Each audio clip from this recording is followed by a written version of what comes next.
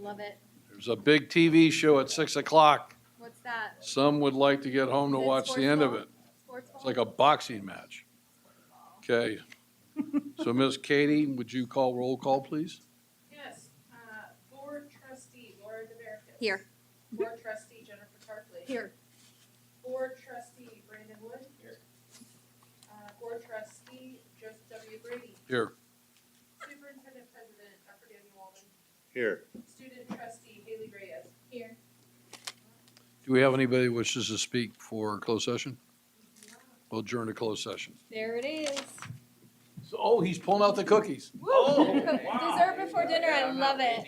These are the Delta cookies, man. You don't know about I knew you'd be excited. Oh, Delta Airlines. Yeah, the Delta cookies. That's what they pass out on Delta flights. Are we gonna need a public? I have all 9 inches, it takes for you. And water's at the table as well. These are awesome.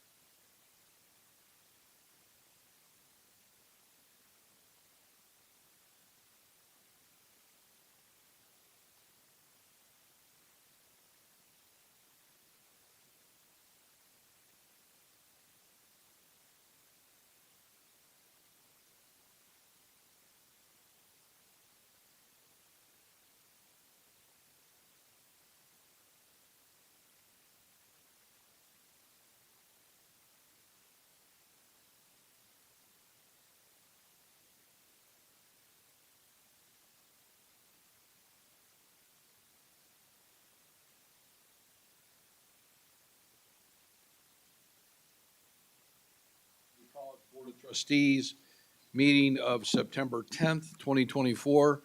Katie, would you call roll call? Yes.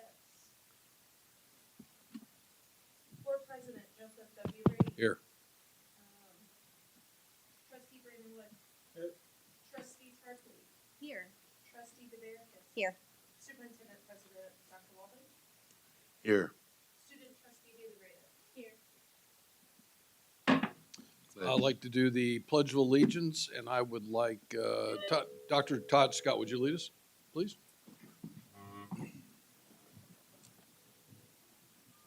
Stand over your heart.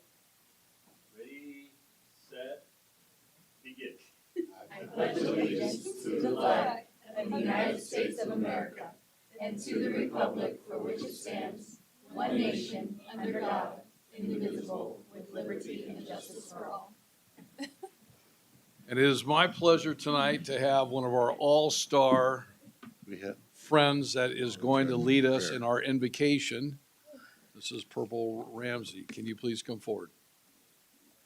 And this will be the last time you'll do it in this building. Now you get stuck. Well, sorry. This is the last board meeting in here. See you right here. I next guarantee month it. Now that he said it. Yeah. Yeah. Right? You won't be back on until next year. And then you have to talk to this guy. He'll be the next guy. Okay, let us all have a real moment of silence for all that's going on in the world today, all the tragedies, all the things that are happening, things that we have no control over.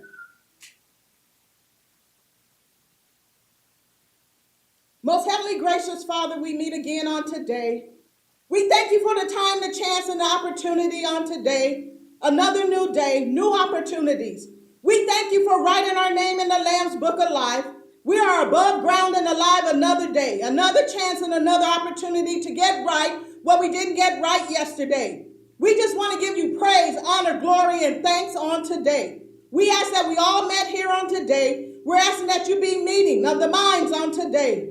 We ask that there be no confusion because you're not the author of confusion. We ask that each and every day you help us to watch our words, that we build each other up and not tear each other down. We're asking that you continue to encamp your angels around and about us on all of our daily walks, Lord. We ask that you continue to keep our families, our loved ones, those that are going through, that don't know which way is up or down. Yes, we're living in times of uncertainty, but we know you are in control over everything. We look at this weather on today. Some are fearful, Lord, but we ask that you cancel that spirit of fear. In the name of Jesus, on today, we cancel it. Give us peace, be still in our hearts and our minds, knowing that who you are, and if we believe and trust in you, it will be okay, no matter what the situation, circumstance is, no matter what the marriage is doing, no matter what our kids is doing. Help us, Lord. Help us to deal with this. Give us your grace and mercy each and every day. And as our firefighters are out there, Lord, protect them.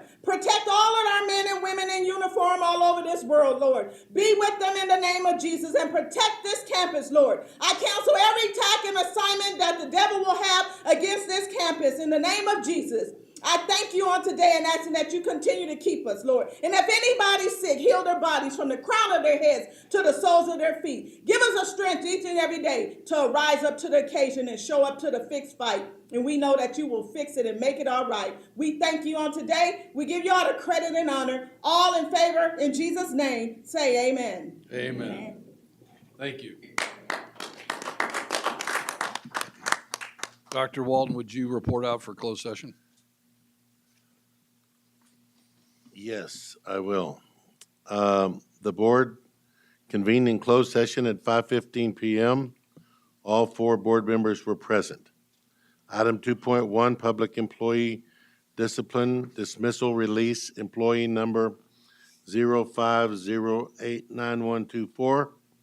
On a motion by Trustee Tarpley, second by Trustee Wood, the board voted 4.40 to approve termination of employee number 04089124, part-time faculty. Item 2.2 and 2.3, Public Employee Discipline Dismissal Release, Public Employee number 1305794, and conference with legal counsel. Anticipated litigation. On a matter by Trustee Tarpley, second by Trustee DeVericus. The board voted 4-0 to rescind the termination of public employee number 1305792 from the July 9th, 2024 board meeting and accept the resignation of public employee number 1305792 in exchange for a full release of all claims by the employee during their employment. Item 2.4, conference with legal counsel, significant exposure to litigation, government tort claim, one case. A minor, Jane Doe, GGR. On a motion by trustee Wood, second by trustee Tarpley, the board voted 4-0 to reject the tort claim. Closed session concluded at 5:32 PM. Thank you, Dr. Walden. Do we have any items that have been deleted or corrected from the agenda? Yes. Dr. Walden? All right, 14.8, the adoption of the 2024-25 final budget. And I believe you all have a budget book. So if you look at that book, where's my book? I didn't get one. Oh, no, they should already have them, but that's fine. So she's giving it to you now, she being Haley, Thank you, Haley. Miss Teeter. Miss Teeter taught her. Haley won. Okay. Haley won and Haley too. All right. So, if you look at, page 14 has Fund 39, as does page 13, and the book is missing Fund 41. The restricted general fund is about 1.2 million negative. That's all on page 14, Mary? No. That page 14 is just a replacement of the double fund 39. So the restricted general fund is about 1.2 million negative is on a different page? It's on, I believe, page 5. Okay. So, Katie, you would just look that up and make that correction in the book? Yes. All right. That's the only correction. Okay, great. Thanks, Dr. Walden. Board of Trustees will listen to communication from the public on non-agendized items pertaining to college business. Each speaker is limited to one presentation per meeting on non-agendized matters. Public comments are limited to 3 minutes per individual, total of 15 minutes per topic. Speakers will be timed electronically, and all speakers will be called to approach the microphone at the appropriate time to speak. Only those that have been recognized by the board president will be permitted to speak. State law prohibits the board from addressing any issues not included on the agenda. We do have one person that wishes to address the board, and that's Matthew Bellman, Performing Arts, regarding the Performing Arts Center. Matthew, you want to come forward?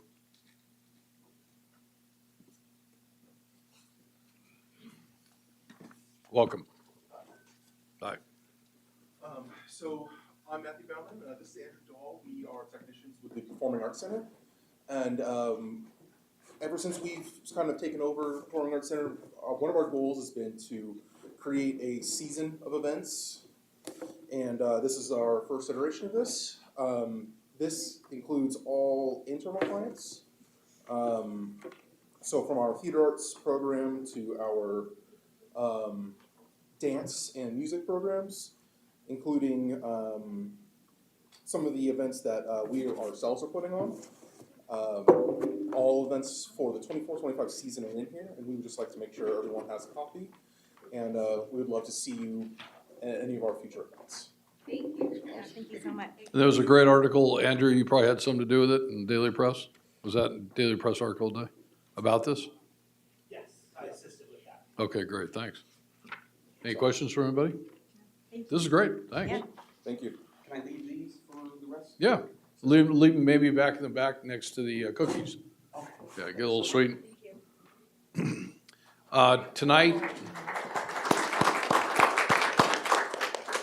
Tonight, we have two great speakers who are going to speak about 10 to 12 minutes about what they do. They're both state level. One is Assemblyman Juan Carrillo, and our second speaker is Senator Rosalia Ochoa-Bo. They're going to talk a little bit about who they are, what their job entails. They're part of the community that they oversee that impacts VBC, what they're doing at the state level, how it impacts VBC and education. So with that, I'd like to introduce and welcome Assemblyman Juan Carrillo. Welcome. Thank you for the introduction. Really happy to be here, have an opportunity to tell you and the audience and your students know the things that we're working on in the legislation. Happy to be here again. Good evening. Thank you, Dr. Walden and Trustee Brady and board members for welcoming me here tonight.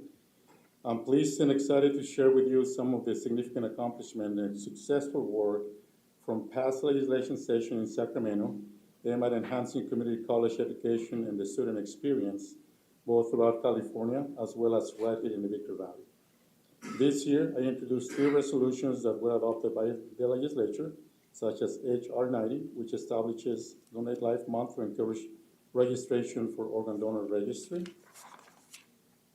AJR 19, which seeks to improve accessibility and mobility for disabled veterans by urging the federal government to allow disabled veterans the ability to utilize HOB lanes, and ACR 167, which designated May 6, May 10 as Student Mental Health Awareness Week.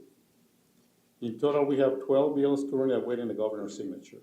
Last year, my first year in the session, we had 9 bills that the governor looked at. He signed 6 of them.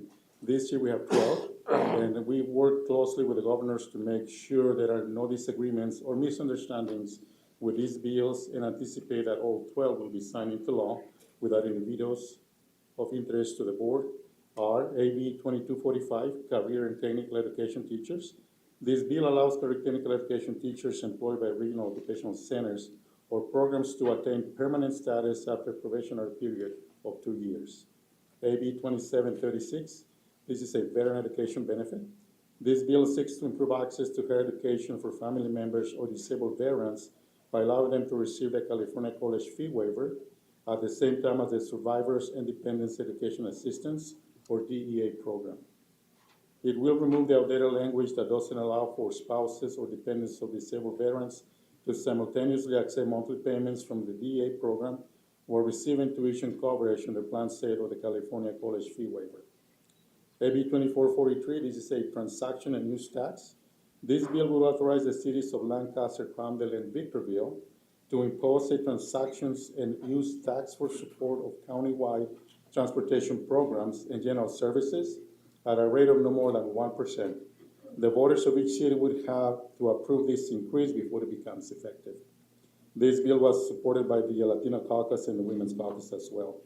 I also supported AB 2104, which awaits the governor's signatures and requires California Community Colleges Chancellor's Office to establish until January 1st, 2031, a community college baccalaureate program and nursing pilot program for purposes of authorizing 10 programs throughout 10 colleges, nursing programs to offer a Bachelor's of Science in Nursing degree. The bill further requires the Legislative Analysis Office, or LAO, to conduct and submit to the legislature an evaluation of the pilot program. For more detailed information on our entire legislative package, please feel free to contact staff, and you can also find the latest information on my website. I want to tell you that when I was first elected to the Assembly, I decided that my top priorities for District 39 were housing, transportation, and education. I am proud to report that this session we have addressed a total of 6 community college education-related bills covering a broad range of issues from housing, preparatory programs, and campus safety. As an assembly, we passed AB 472, which addresses compensatory leaves of absence for classified employees, AB 634, focusing on career development and college preparation courses, AB 1541, modifying student governing board membership and voting, AB 2048, implementing a systematic reform for campus sexual harassment cases, AB 3087, extending the California Community College Economic and Workforce Development Program for an additional 5 years, SB 467, enhancing the California Community College Apprenticeship and Internship Training Programs qualifications, and SCR 140, designated community college money in the state of California. Aside from the bill's focus on college education, as the chair of the Assembly Committee on Local Government, I've seen and considered proposed legislation that has impacts for our local community as well as local government and special districts across the state. For the 2023-2024 budget year, I was able to secure within the state budget $5.5 million in direct community investments in the Victor Valley, which include $1 million for advancing affordable housing units in the Victor Valley, $2 million for the Hesperia Parks and Recreational District, and $500,000 to renovate the city council chambers in Adelanto, as well as other projects that benefit both the Victor and the Antelope Valley. Finally, as the regular session came to an end, you may know this, the governor called for a special session to address gas prices and his slate of energy bills that did not get addressed during the regular session. The Assembly has announced this morning that we have scheduled tentative session dates, and we're ready to convene to address these issues. I believe that's going to be September 21st or 22nd, when we'll be going up to Sacramento for the special session. I am very proud to represent the district and very much look forward to continuing our work together. I'm open to any opportunities to collaborate on finding practical solutions to the challenges our students face. And in the short term, I'm very much looking forward to the upcoming tour of the Victor Valley's Public Safety and Industrial Technology programs coming up this week. Look forward to that. And that won't be the first time that I've been here, actually. I was here last year where I was pleasantly surprised to see what good a CTE program has. You guys have here in Victor Valley. Dr. Walden had an opportunity to have the staff give me a chance to see the great programs that you have. That's something that some of us in the legislature believe we need to focus on because when we're finding out that college is not for everybody, there are great CTE programs. I'm really happy to say that you guys are doing that. Not only on this side of the district, but also in the Antelope Valley College. Just to give an example, myself, I'm the oldest of 8, and only 3 of us were able to get a college education. That doesn't mean that the rest of my brothers are not successful. One thing that they don't have is college payments that they have to do every month, student loans. So for that reason and many other reasons, I believe that providing the infrastructure, the assistance that you need to expand and keep giving that opportunity to your students is a great asset to the community, to the 39th Assembly District. One thing that I've been fighting for is to have a 4-year college here in the High Desert. I keep saying that enrollment keeps dropping in other parts of the state. That's one reason they tell me we need to see how things develop. But that's not the case here in the Antelope Valley, in the High Desert, in the Victor Valley. You have waiting lists for your CT programs for other classes as well. One example is the nursing, the shortage of nurses that we have. And again, very happy to see that you guys are addressing those shortages that we need to provide options to our students here. Again, going back to opportunities, that's something that we lack in the High Desert. That's something that you have my commitment to continue working on that. And Dr. Walden knows that I started on conversations with Dr. Morales down in San Bernardino to see if we can bring more 4-year degrees up here. Conversations are going well.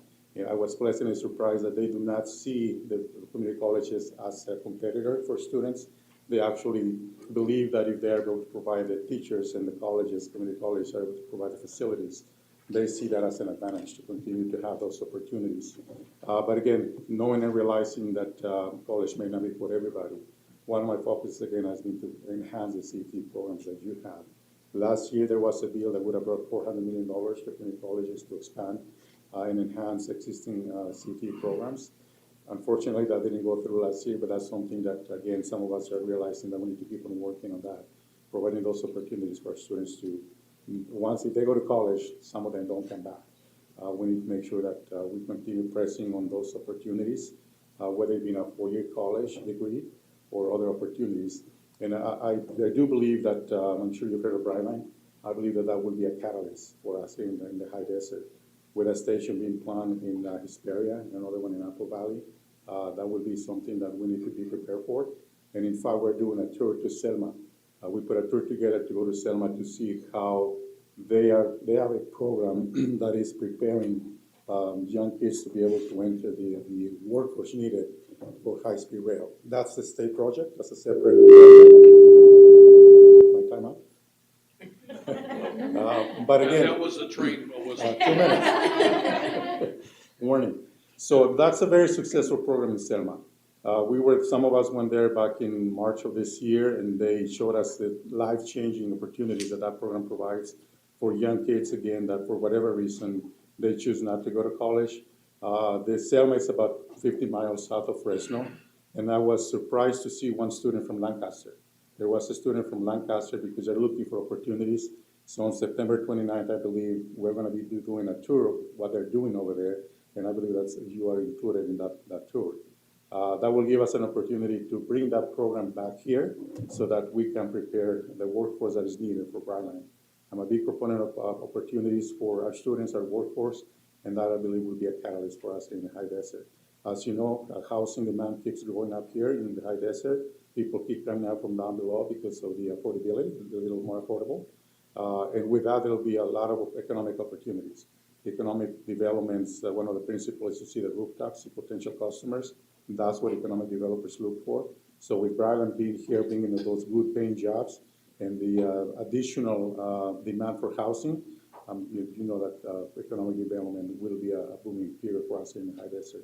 Look forward to working with all of you. Thank you again for the opportunity to be here in front of you. I regret that it took this long for me to be here. I appreciate the invitation from Mr. Bray, the president, to be here, but with legislation, sometimes it's just not difficult for us to be here. As you know, we go to Sacramento Monday. We don't come back until Thursday afternoon. We are in recess right now, and we have to go back for a special session, but I look forward to those conversations and look forward to that tour coming up Thursday, I believe. Thank you. Happy to answer any questions. Really happy that you're gonna be here this Thursday.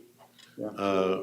And being with our staff, and you and I'll be having lunch together, and Look forward to so that. I have several things I want to share with you. I would share them tonight if you weren't coming Thursday, but I'll wait. Keep me in suspense. We have plenty of time from now. Do any of our fellow trustees have any questions? Yeah. Sure. Thank you so much for the work that you're doing for disabled veterans. My husband's a disabled veteran, and so I just Yeah. appreciate that they kind of can be forgotten sometimes, and spouses and children as well, especially, so thank you very Yeah. much. No, the high desert, as you know, has a very large veteran population, and we have to keep on doing the best we can at the state level. Obviously, that's a federal issue, but that does not mean that we in the state shouldn't be trying to provide the services that they need. So appreciate it. Thank you. And something that probably you may not know, and you may not know, but through a local resident, a veteran, Robert Reed, our school was the first school in California, I think the first one in the nation, that spouses of disabled veterans get priority registration. And he came to our board one night and he was really nervous. I said, there's nothing to be nervous. It was a slam dunk. It had to go through academic senate, through all the different constituencies, and came back, we were the first college, so, yeah.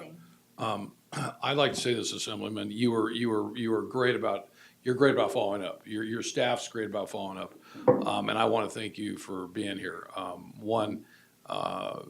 We know how committed that you are on the educational side, and it's really important. Our valleys have the same issues. You have a little bit more wealth on your side. We have the same population. We have the same challenges with infrastructure. So we appreciate you being here, and we wish you the best in your upcoming election. And speaking of staff, if I can introduce Jay, he just joined us. We do have an office in Adelanto, City Hall, and we have another office in Palmdale. Jay just joined us maybe about a month and a half ago.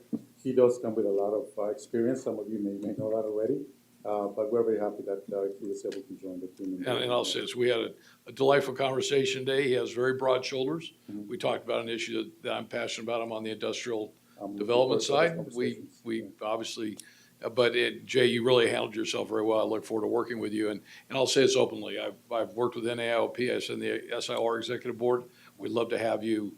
We love to continue the conversation because we want to see growth, but we also understand that there's issues that go with it. Yeah, and in regards to your concern on AB 98, I commit to keep on working on that issue. I believe that is a very giant step because there's been an issue that's been worked on for the last 6 years. And to get to where we were able to get this legislation going through the process, it gives us a chance to start a dialogue. The fact that we have unhappy communities and different business entities, I believe that tells us that we're doing the right thing because it's not favoring one side or the other.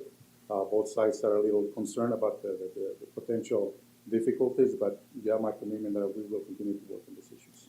The issue he's talking about are these big mammoth industrial buildings up and near schools and residential neighborhoods. And I think the industry is very cognizant of it.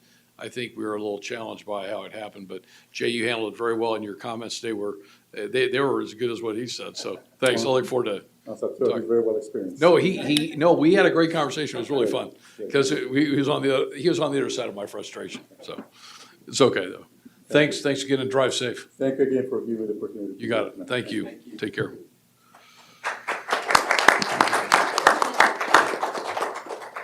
So he didn't get to see you come in, the Senator. So our next speaker is Senator Rosalia Ochoa-Bo. She represents our 23rd district. I think the district now boundaries have changed, haven't they? Yeah. So come on up, welcome. It's been a long time since I've seen you, and thanks for making it out here. While you were probably in the parking lot, I was texting you on how to get here. Yes, Yeah. when we were walking around, finding the parking lot structure was, so if I get a ticket, I might come to you. That's all right. Just to like, I got a ticket. They double it for elected officials. Well, I put the Just tell parking the pass guys in the in the front. back which car's yours, and they'll make sure to get a couple of tickets on it.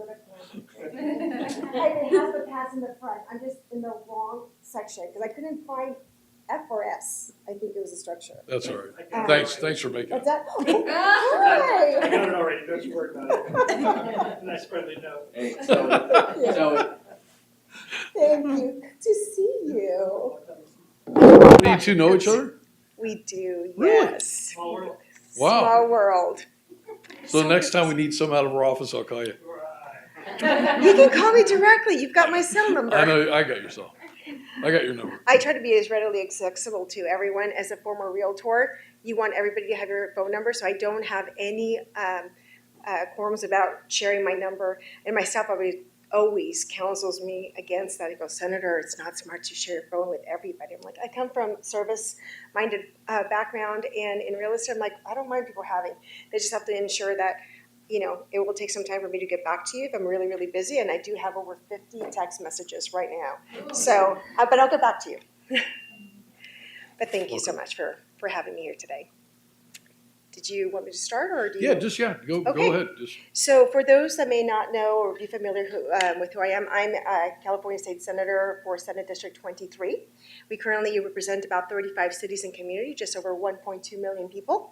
We've held about just over almost 50 town halls within my district, different cities, going to the people so that they have an opportunity to ask questions about votes that we've had, legislation, and just be very, very and I'm an advocate for transparency and accountability. So I'm coming to the people and ensuring that, and this is part of that effort, to ensure that you folks know who I am, what we've been working on, and facilitate conversations about legislation and votes on that end. Legislation is not black and white, so we need to facilitate those conversations to ensure that people understand what the legislature is working on currently. Thank you so much for the invitation to be here tonight. It is an honor. I'm a former school teacher. I'm also a former school board member for the Yucaipa Valley, the Yucaipa-Cali Mesa Joint Unified School District. I worked with Cali Binks, for those of you that may be familiar with Cali Binks out in that area. But I'm an English language learner. I am a first generation born here from immigrant parents, and so I've had the opportunity to live and experience our school system both in Mexico, where my parents are from, as well as in the US and in different states. So having those educational gaps that happen when you come from different countries and different states, and that experience as an English language learner in the US has actually also made my focus in education so prominent. And most importantly, as a parent who has raised 3 kids in our educational system, now young adults, 24, 23, and my youngest is 18. We just dropped him off in college. I'm passionate about education. For the last 4 years, I was elected in 2020 to represent the 23rd District, and I have been sitting on the Senate Committee on Education as the vice chair for 4 years, working in a field that I'm passionate about. I've also sat up until this past March. I was in the Budget 1, which is the educational funding for schools. So very readily involved in deep roots in our legislation and the funding for our schools. So in that end, I've ensured that our K-12 and higher educational systems are well funded, even amidst budget challenges. Most recently, I introduced a package of bills to enhance the math excellence in our K-12 schools after the update in the curriculum, the math curriculum, and understanding the concerns from various professors from UC Berkeley, Stanford, UCLA with regards to the new math curriculum.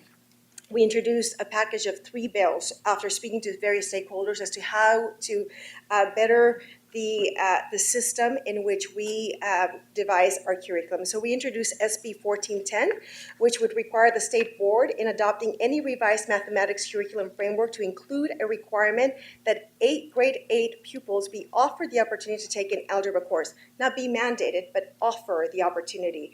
Because the concern was that without providing Algebra 1 or Math 1 in middle school, the students would have a really hard time unless they're privately tutored to be able to reach the preparation for calculus, which would not prepare the students for the rigors for STEM careers in college. So that was the number one concern that we had from professors at the college level. So SB 1411 seeks to better align the K-12 education and college requirements, ensuring students have a clear pathway to higher education through facilitating the participation of higher education subject matter experts in K-12 curriculum development discussions. This is being narrowed to just math and science. So that's the most important part. And lastly, SB 1412 would bring greater integrity to curriculum development by addressing conflicts of interest.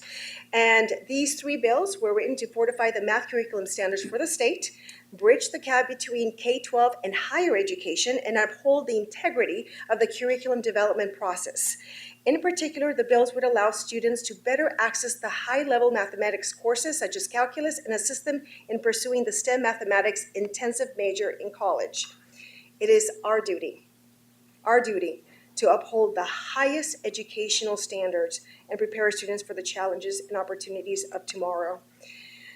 And in that, I'm just going to plug in an article that came out last fall, which is when we started working on this bill package that was in the New York Post with regards to our math curriculum and preparation for students in the U.S. According to the Department of U.S., the U.S. is not, as a whole, is not producing the workforce prepared to meet the workforce demand for the Department of Defense for the U.S., posing a national safety security. And when we look at our scores for K-12 with regards to math and science, California across the nation fares at the bottom. So as you can imagine, when I realized where we're faring, as well as with the new math curriculum alignment, there was great concern as to how we were going to prepare our students for the workforce for tomorrow, for now, because we don't have that. So the Department of Defense has to import the talent and the workforce that they need from other countries because we are not producing what we need.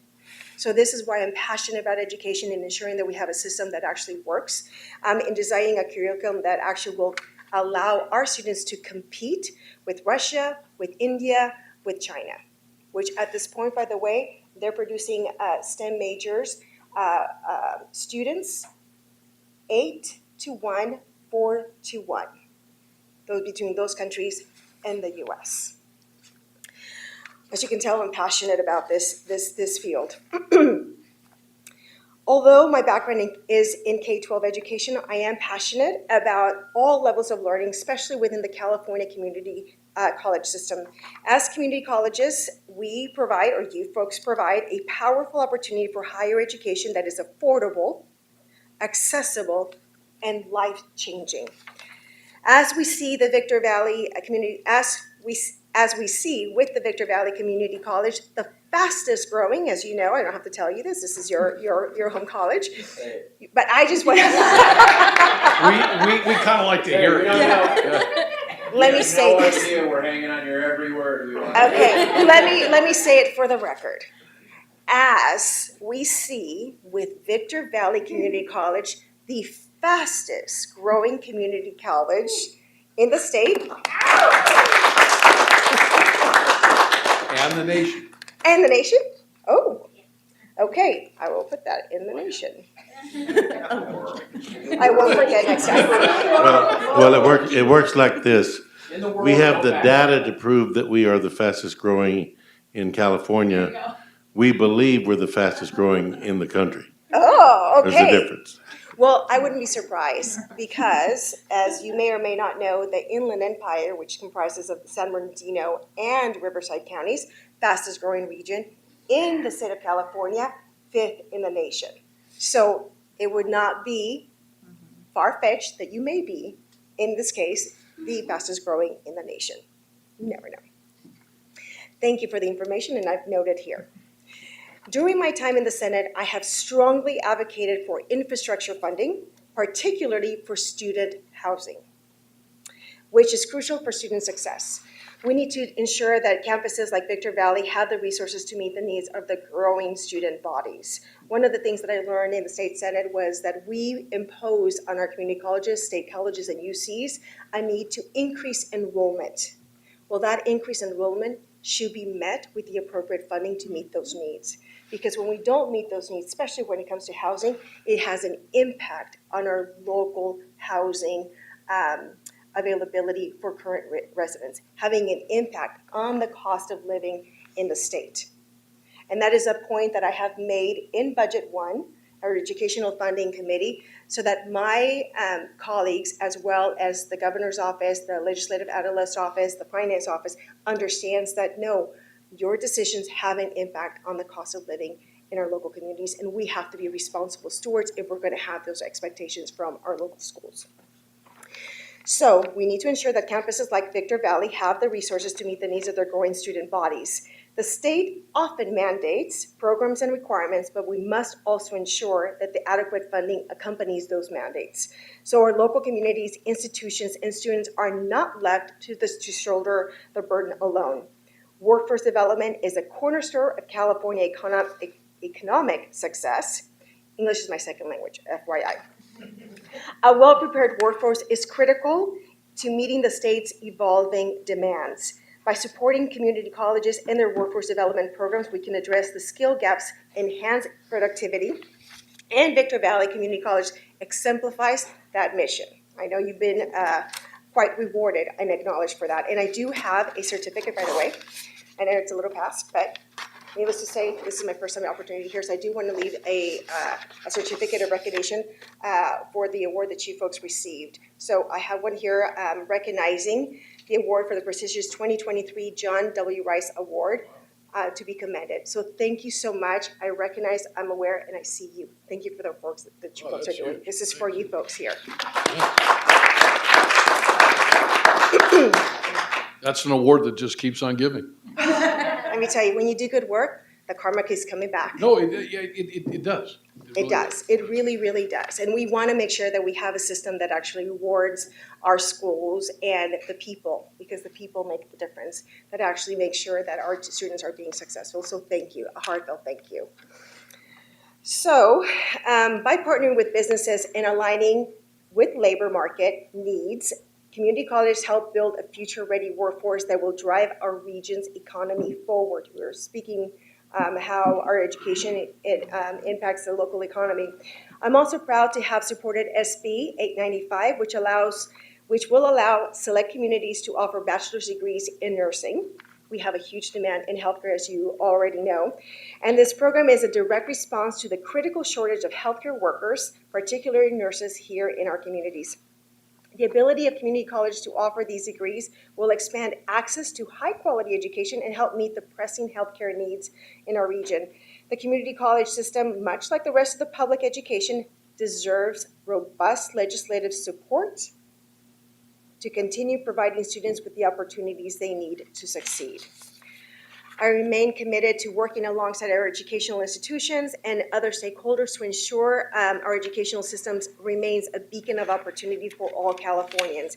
And let me just end that I also supported AB 247, Murasuchi's bill, which would actually put a bond measure for our schools to build the infrastructure that is desperately needed for not just our K-12, but also our community colleges moving forward. So as one of the members in the legislature who supported the measure, and I hope that it does pass, because as we have traveled and learned more about our school districts, there's a desperate need for funding to ensure that our schools are able to maintain, repair, and hopefully build new schools in the areas that are increasingly so with that, thank you so much for the opportunity to be here to meet you all, and I look forward to our continued collaboration moving forward in educating our children and our students, not children, but Senator, students. I just want to point out something. So thank you for recognizing the growth of the college. The faculty and the staff here have just been incredible to make all that happen. Because growing 50% in 2 years, and we're 32% above what we were pre-COVID. I mean, so we haven't just recaptured COVID, it's way beyond. The college has never been this large. Right now, I don't know if you know this, there are 73 community college districts. Only 18 of them have come out with having gotten through COVID with the same enrollment. Most of their growth beyond that is very minuscule. There's 3 districts that have phenomenal growth. Of course, our college being the fastest growing, but also Kern County and our Kern district, and the Mount San Jacinto district. So we have all the growth, if you want to add it all up into 3 colleges. 55 districts are being funded above what they are, their FTES, full-time equivalent students. So the money is going to these colleges and they're being covered for FTS they have not earned. We have earned our FTS, and yet this year, right now, as of today, we're being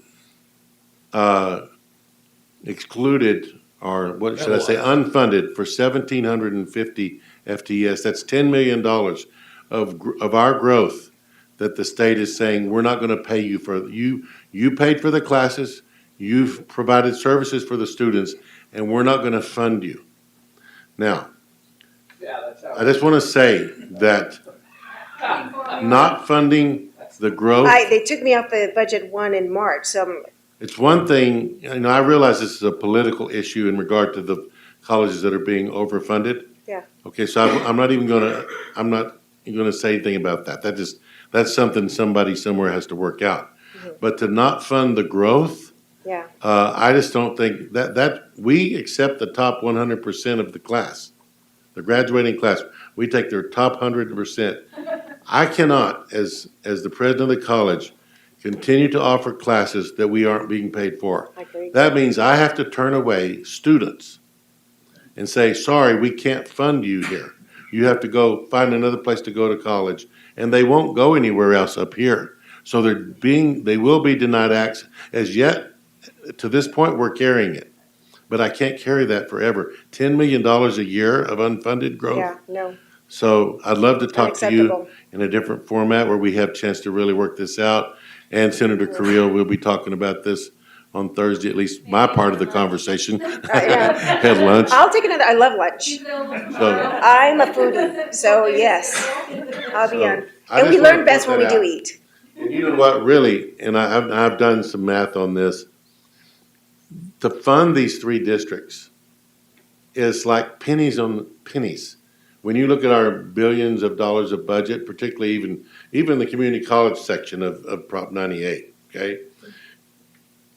An extra, I don't know, $20 million or whatever it would take to fund growth, just as a matter of principle, seems to me just somewhere the state could come up with that. And I know the pot's only 100% big, but there's pots of money that aren't being spent, unused money that's been given out that is just sitting there in pots somewhere around.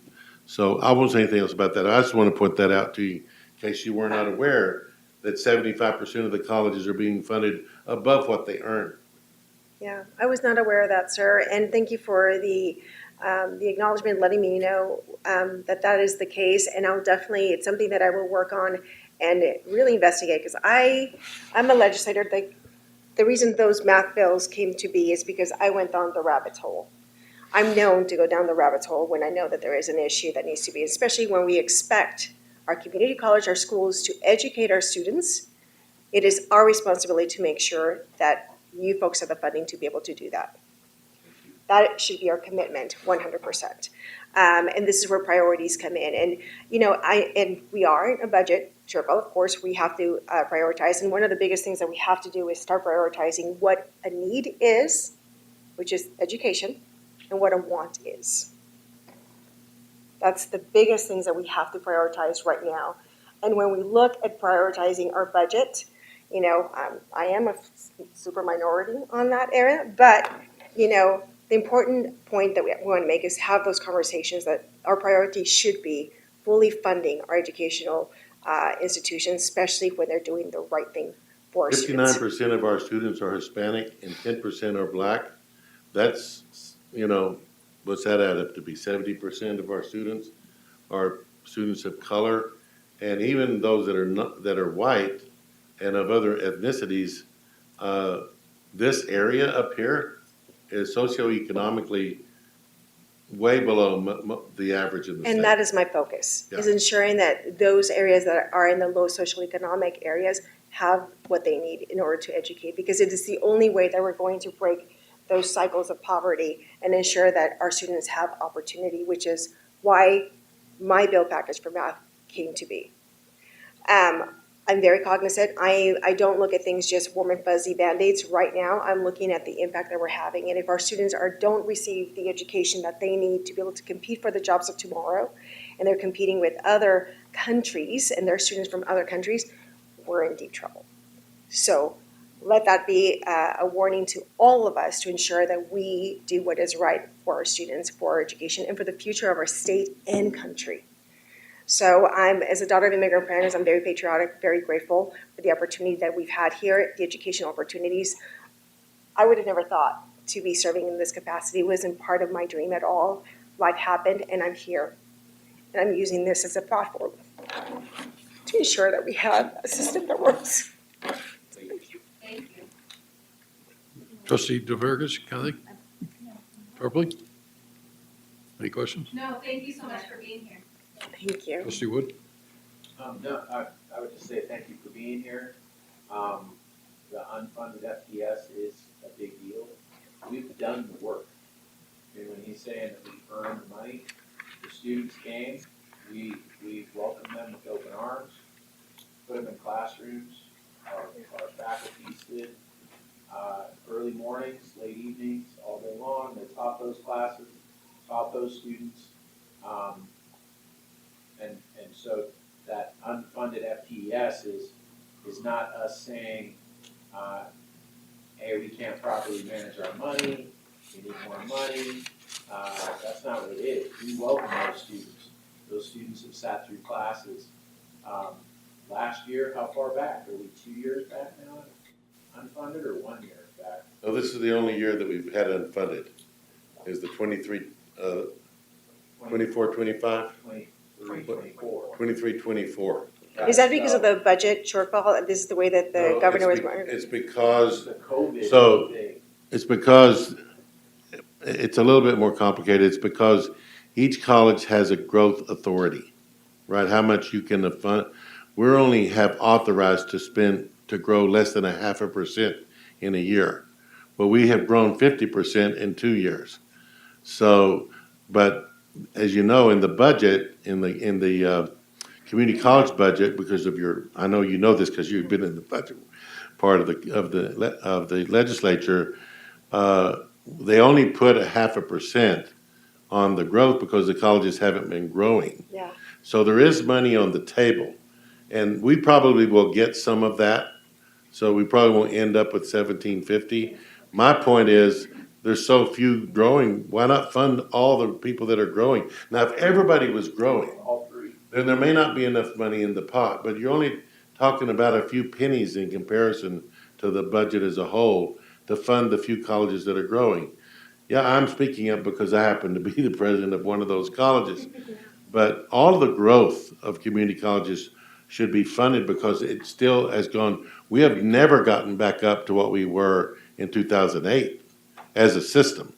Now, this college has never been this big, but as a system, we were way larger back then, and we've never gotten, after the Great Recession, never gotten back there.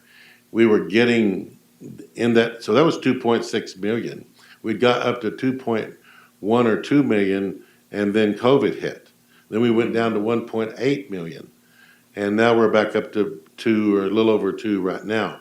So if this is the access institution, and it's the one that you and Assemblyman Carrillo have been talking about tonight, serving the underserved, then this is where the money really matters. Because for every dollar a student spends here, they get back $20 on that investment in their earnings in life. So I agree. Speaking to the choir, sir. Glad you're here, and I'm glad to hear your words. And we're going to be great partners. Look forward. Student trustee present. I do want to share something. That's not on, push the button. I had to push mine. there you go. There? Okay. So I do want to share something. I want to thank you and Assemblyman Carrillo for both coming out, but also thank you for your guys in your support of Assembly Bill 2033, which is for getting electronic benefit transfer on campus for college students. I believe it was passed by the Senate and the Assembly.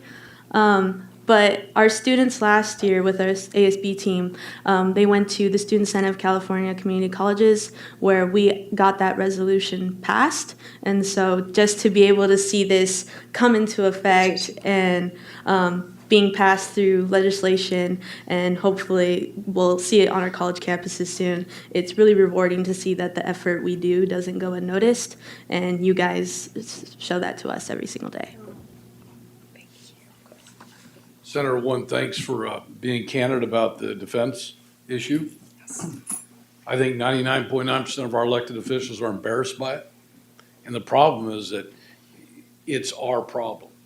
And the Post article is an article. I mean, we just got an article here about 4 months ago talking about we may not have the number of students because of birth rates coming into our college 7 to 8 years from now. So we can bury our head in the sand. This stuff's still real. The student housing deal is really important. We are about ready to open up an absolutely gorgeous educational conference center that we spent $40 million on. And I just had a conversation with our president the other day. I said, you know, I want to see the date at the Aspen Award, and I want to see that property fill with student housing, and then I think my mission will be done. So whatever you can do to help, we've applied. I think we've applied twice. It is really important. I think it would be a game changer here. Our valley, some in Carrillo's Valley, are going to double in size in the next 20 years. There's nowhere else to go in California. I know. Okay? And we so, took the risk on the student housing and we're paying for it tonight, because we have the bill came due, so we have $100,000. so anything we can do, I mean, We got it's a, put on pause for the student housing, so we're not getting our student housing.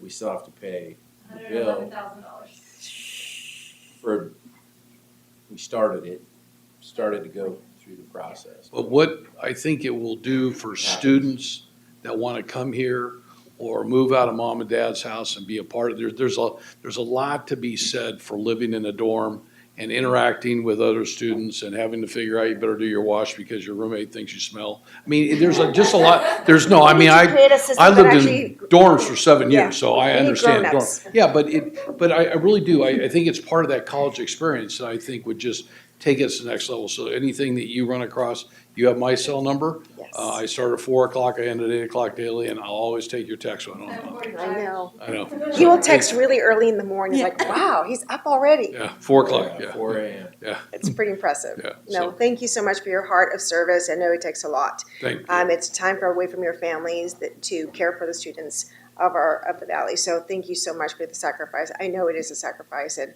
many electeds get criticized over and over again. And so I do want to publicly acknowledge the work that you folks are doing of, spending your time here. Thanks. You both drive safe tonight, too. Thank you. They brought it up, but to both of you, if the subject of student housing comes up in Sacramento, I would want you to go back knowing this and being able to say, wow, that's real. I went there and it's real. We actually have a significant number of students who are active and show up to class and take classes who are doing well that are homeless, right? Like, just reconcile that. You're homeless and you still care enough to pull yourself up by your own bootstraps and show up to class. People that are living in their cars, people that are bouncing couch to couch, some people that are staying in places that none of us probably want to acknowledge they're staying in. Literally homeless students grabbing their own bootstraps every morning and pulling themselves up. We have a food pantry. We offer assistance to those students with food. I'm old, but there's a new term, the food insecurity. What do you kids call this? Food insecurity. She called her a kid first. I've been teasing her over here about it. So we have food. I'm a Latina, I'm very motherly, so everybody that's younger is like, you're my kids, like they're kids. Right. Students. We tease her all the time. Like, she's tough. Young adults. I mean, think about that, right? Imagine. I do. I was in the military when I went to college, so I had a roof over my head. I had food, and went to college, and it was still difficult. Homeless. And these people care enough about their own futures to be living in that situation and still make it into the classroom to earn the grade because they're focused. They're looking to win, and that's why we went down the road of the student housing. That's why we made the investment to start the process, and then we didn't. What do we say? We didn't win, or we didn't make the bid, Got or rejected. We came find a nice close. word. Only so many schools get it. Close and is only good in horseshoes and hand we grenades. got fairly close, and we were kind of advised, you got really close that time. If you go again, you're almost certain to get the second round, and we went again, and now we didn't get it. So what now we're happened having is we in the final round, we got to be third ranked, which would have been a year we got funded, but that's when the funding stopped. So in previous rounds, we would have gotten funded, but last year when we were actually ranked third in the state for our score, the need, based on need. it ended up being that money was pulled for economic reasons. We have the space, we have the plans, we have the plan of. It'd be a two-phase project. Two-phase project. No, I want you to know that I wholeheartedly embrace the reality of many of our students in our state. And it's one of the reasons why I'm so passionate about advocating for housing at our schools. And I've been very vocal in truly in changing the mindset of the governor's office with regard in the Department of Finance when I talked about the importance of ensuring that we invest in building housing, because vouchers do not make an impact when it comes to the cost of living for the local communities that host our colleges. It doesn't. And so the only way that we're going to fix it is to build the housing for our students. And whether it's we build it or we rent it, but it is our responsibility to make sure that it's up and running for our Let the students. private sector build it, lease it back to you. Yes. The cost of you guys building it at $700,000 I a year agree. is absolutely crazy. I agree. I agree with you 100%. You can Yeah, build there's a great 10-star hotel for products. that amount. I agree with you 100%. There's great deals with they build it, they foot the bill, they lease it, and then it becomes college property after 20 years, right? It's a win-win, We're in and the that's same boat. that's what we were going down the road, but we Yeah. needed the grant money is just the kicker in the front end to get it off the ground. Yeah, I don't know, Robert, do you know how many homeless students we have? I mean, I know we kind of try to keep track, but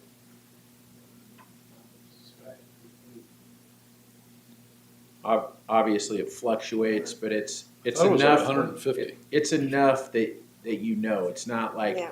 oh, there's the one guy that's the homeless dude that sleeps in his car that comes to class. It's not one guy. And there's many that you probably don't even know because they're Right. afraid to actually 175? embarrass his share. Yeah, Sorry? 150 to 175. And we had one gentleman, one And I student. wouldn't be surprised if it would be higher than that. We had one Right, student no, that's what we regularly. know of. He would Yeah. show up here, and he kept talking to us about it, and he would leave here and go wherever he's Well, going. that number doesn't reflect the couch surfers and Yeah. people that are just really don't know where they're gonna be next month. No, I hear you. That's just what we know about. So I'm also the vice chair for the Committee on Housing for the state. And so we hear a lot of the issues, and I've been, as I said, I've held almost 50 town halls within my district, listening to the issues that are impacting our local students, our seniors, our population with disabilities, and just our youth, our foster youth. So I want you to know that you have a team member that understands the issues and is really advocating to ensure that we have a system that works for them with safety net. So thank you.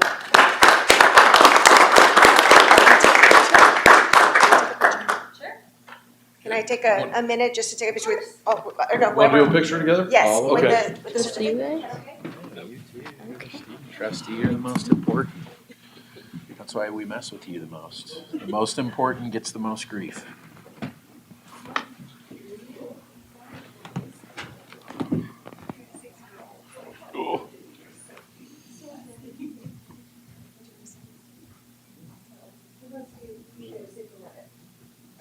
This guy.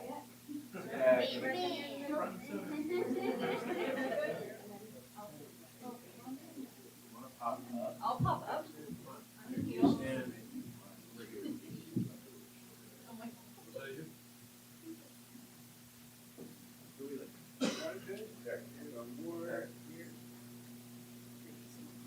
Please touch that up. A little filter, thank you. Wonderful. Nice to see you. Thank you for being here.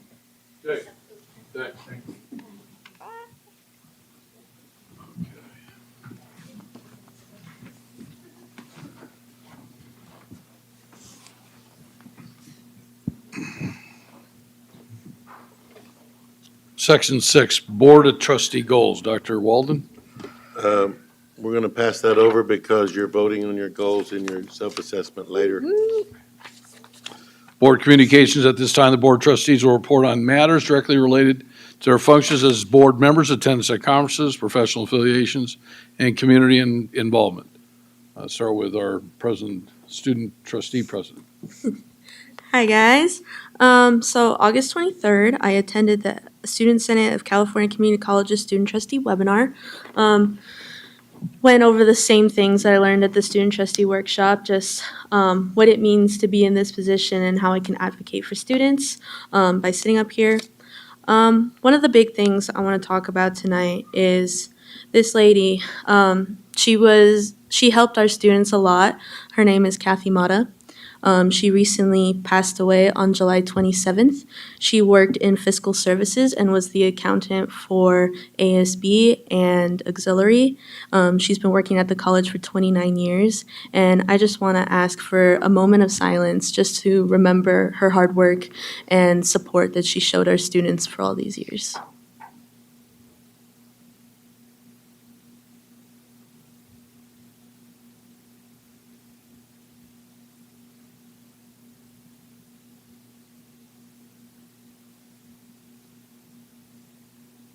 Thank you. Trustee DeVerkis? August 26th, I attended the special board meeting to discuss our goals. September 1st, I helped with the ASB and the community members to place flags on the hillside near the library, the flags of honor for tomorrow's ceremony. And September 4th, I attended Valley Morning Insights, a High Desert Chamber of Commerce meeting, and the topic was the state of the county. Later that same day, I stopped by the open house on campus for the Multicultural Center, got to talk to some students and faculty about the center, got a little tour. There's a lot of really cool things that are going to happen there really soon. It's beautiful the way it is, but there's room to expand, and the plans they have are really exciting. And September 7th, I attended the first half of our football game, and I had to leave at halftime. But it was fun. It was really fun, and the event center is beautiful, so. As a result of you leaving, we lost. I know, I was like, ooh, because I went home and I watched it. We had to leave because my son He's not like throwing any guilt on you. Yeah, no, I was watching from home and I was like, oh no. We were ahead before she left. Yeah. You can't put that on her. It was a great first half, I'll tell you. It was really fun to watch, and I was screaming at the top of my lungs. It was great. And that's all. Pretty sure we're putting it on you. Trustee Wood? Had my towel. You did. So also attended our goal session, the special board meeting. That was fun. I'll try to keep it short. I know Dan's not feeling well tonight. We're trying to get through a quick meeting. So the only other thing that I would add, which is not really appropriate for this section, but for anybody who's not keeping an eye on the fire, apparently Wrightwood is currently getting evacuated. And I got an update saying there's fire on both sides of I-15 currently, which I found very surprising that it's made it that far this quickly. But the updates that I'm getting are that it's well on its way. Mountain High is currently on fire, and it is moving into Wrightwood and made its way to both sides of the 15. So if there's anybody who lives in the mountains, has family or friends that are up there who might need help, or anybody who needs to get down the hill, I would say those things are probably more important than whatever we're doing here tonight. So if anybody needs to leave, I for one won't be offended if you need to go. Certainly, your family, your property, your pets are way more important than a board Monica, meeting. you want to So. try going between the flames? Right, I know some of you go down the hill, so That room now. not that I want you to leave, but if you gotta go, I would say go. Trustee, Laura's trustee, like, I'm going home to Apple Valley. trustee Tarpley? I also attended what we formerly called the retreat and is now called the meeting because that is what it is. Was that a retreat?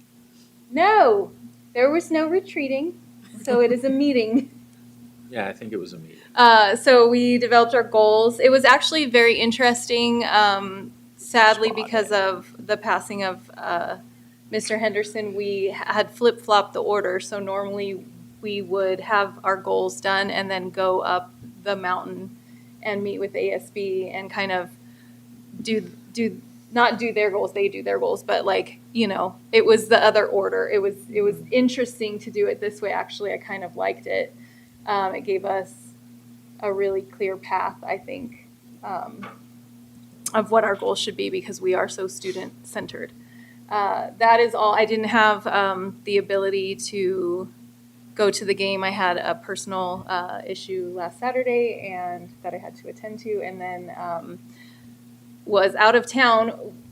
Kind of ran into Joe all the way down in San Diego, which was crazy, and so was not. At a great concert with Def Leppard, Steve and Miller and Journey. It was amazing. So it was crazy. I'm like, is that Joe Brady? With a hat on too. Am I imagining things? Steve Miller was playing, so maybe a little context, but no, he was there. It was weird. It was great to see him. Great taste in music, Joe. And so that was amazing, and that is all that I have to report on. Thank you so much. Thank you. Jenna, it was good to see you It down was there. so good to see you. I've done 5 concerts this year. We have 7 more to go before the end of the year. So All right, well, I might be stalking you. I like good rock concerts. Yesterday, we had a chance to host the board directors of the High Desert Association of Realtors, which I've been a proud member of for 36 years, and Kirsten Acosta and the foundation hosted the lunch.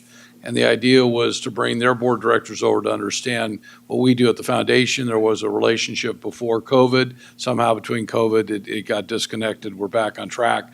And from that, we invited ourselves to present at one of their upcoming board of directors meetings where they host their general membership.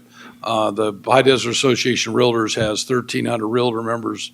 There are 3,500 real estate agents within the High Desert region. They're the 3rd largest group of professionals within the region. They generate between $2 and $3 billion a year. So there's a great chance. I think there's some great comments made, Kirsten, about the handout. Your foundation 401. I had that at home, and Deb picked it up last night and goes, well, this is like really nice. Oh, Joe, your name's in there. I said, well, they just know. No, it's really, it's a nice piece, and I think it's not too long, but it's kind of, something that we can give out. And I think that the real estate agents are always trying to give out something with their card attached. So I would strongly encourage the college to find the time and the money to print. So thanks for hosting lunch. I thought it was really good. And with that, let's get on to the President's Superintendent's Report. Dr. Walton. Okay, ASB goes. All right, so I do have something to share for this. Our Club Rush will be held September 17th and 18th from 10 to 1. And based on our goal of nutrition and presenting vegan options on the menu. The first round of showcasing those vegan options will be at Club Rush. And we also have 20 clubs that have signed up in attendance. Wow. Awesome, thank you. So I don't think we have a facilities report tonight. So next we'll go to the foundation.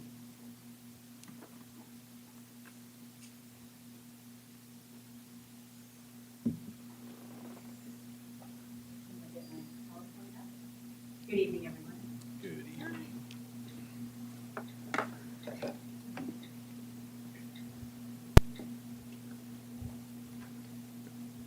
Okay, you can go right to the next slide.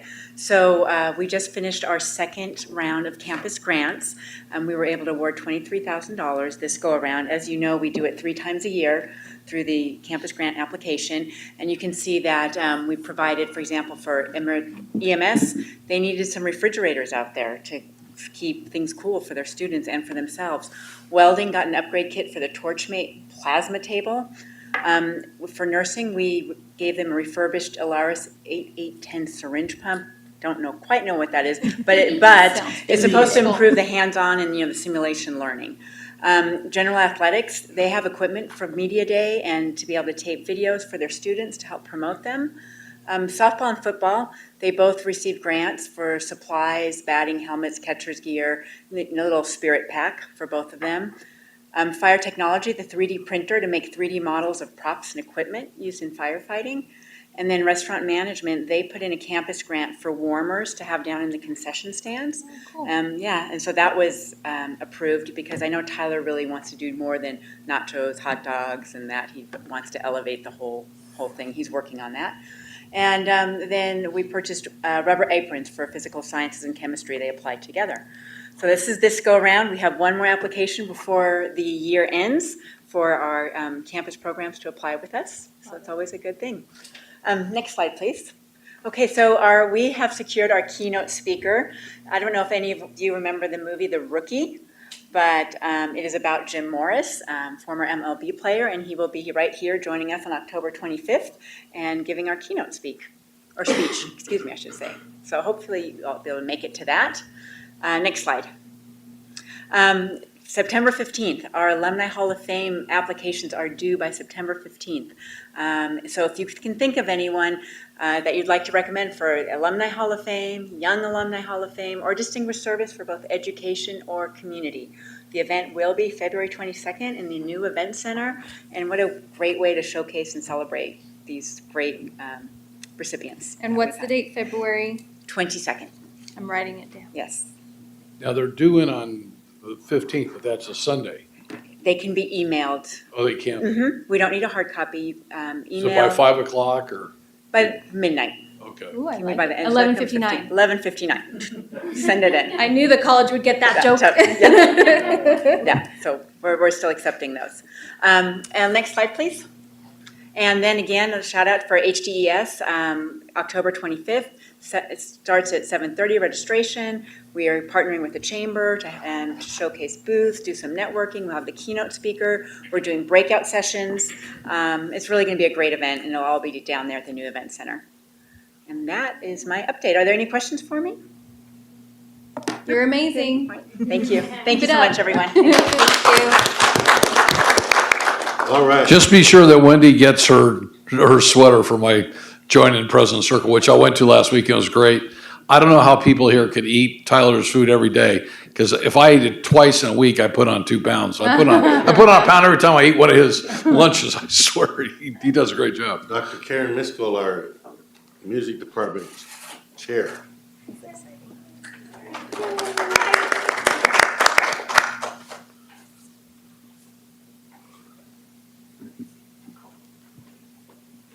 Hi, everyone. I want to thank you all for listening to me today, and for Dr. Walden for the invitation to speak to all of you. My name is Karen Miskell, and I'm the music department chairperson. Hi, Haley. I've been here since 2016, and for our department, we've only ever traveled once in my time here, in my tenure at BBC. Just prior to COVID, our students performed at Carnegie Hall, which some of you may remember. The Foundation and ASBA were crucial in that endeavor that we took on.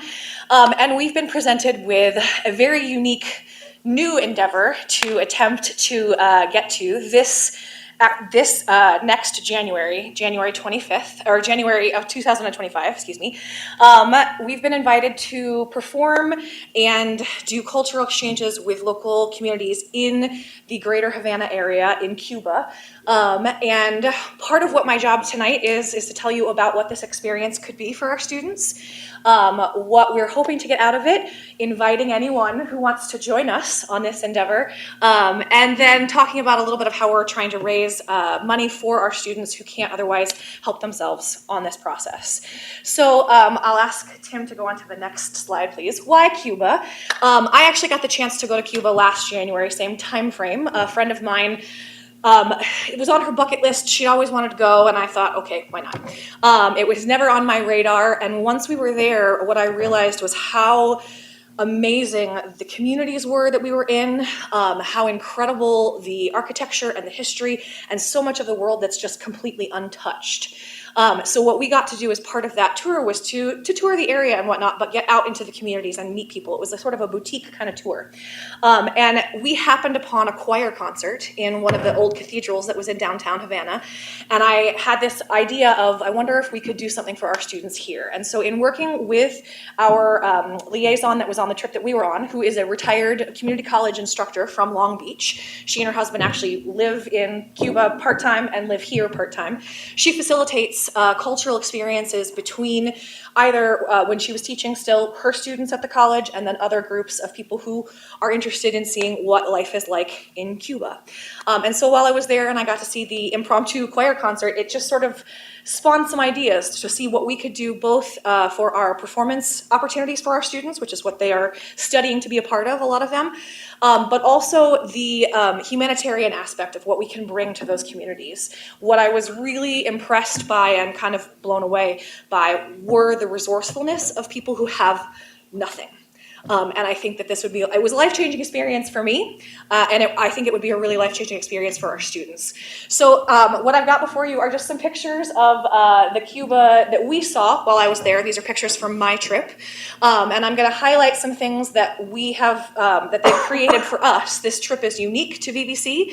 It was cultivated specifically for our students and some strengths that we thought we could bring to exchange with either choral communities or music educational communities, as well as opportunities for our students to learn from folks who frankly can make something out of nothing. I was incredibly impressed by the communities that we saw. So I want to share that with you. If we can go on to the next slide, please, Tim. We would be staying at something called the Grand Aston La Habana, which is right on the Malecon on the coast of Havana, which is where the National Hotel is, which if you've ever watched any of like the Rat Pack or old school casino movies, the mob, there's all of that history there. And there's plenty of museums for us to check out. But it's right on the Malecon right there. And the first stop, if you will, are some of the old printing communities or studios that utilize ancient preparation for art and for printing presses. So what you see in those pictures are the old cranks that are probably something out of the 1800s that they're still utilizing to create art, and they make it from the limestone that has crumbled from some of the architecture that's not been kept up while you're there, or in the greater vicinity. So those are some of the artists, and they're really immersing us within the schools as well. So not just looking at art, but we're looking at the processes, the education parts of it, and then what they do within the communities for people that live in the area as well. The middle picture in there is the main Plaza de la Catedral, which is some of the downtown walking areas of Cuba, of Havana.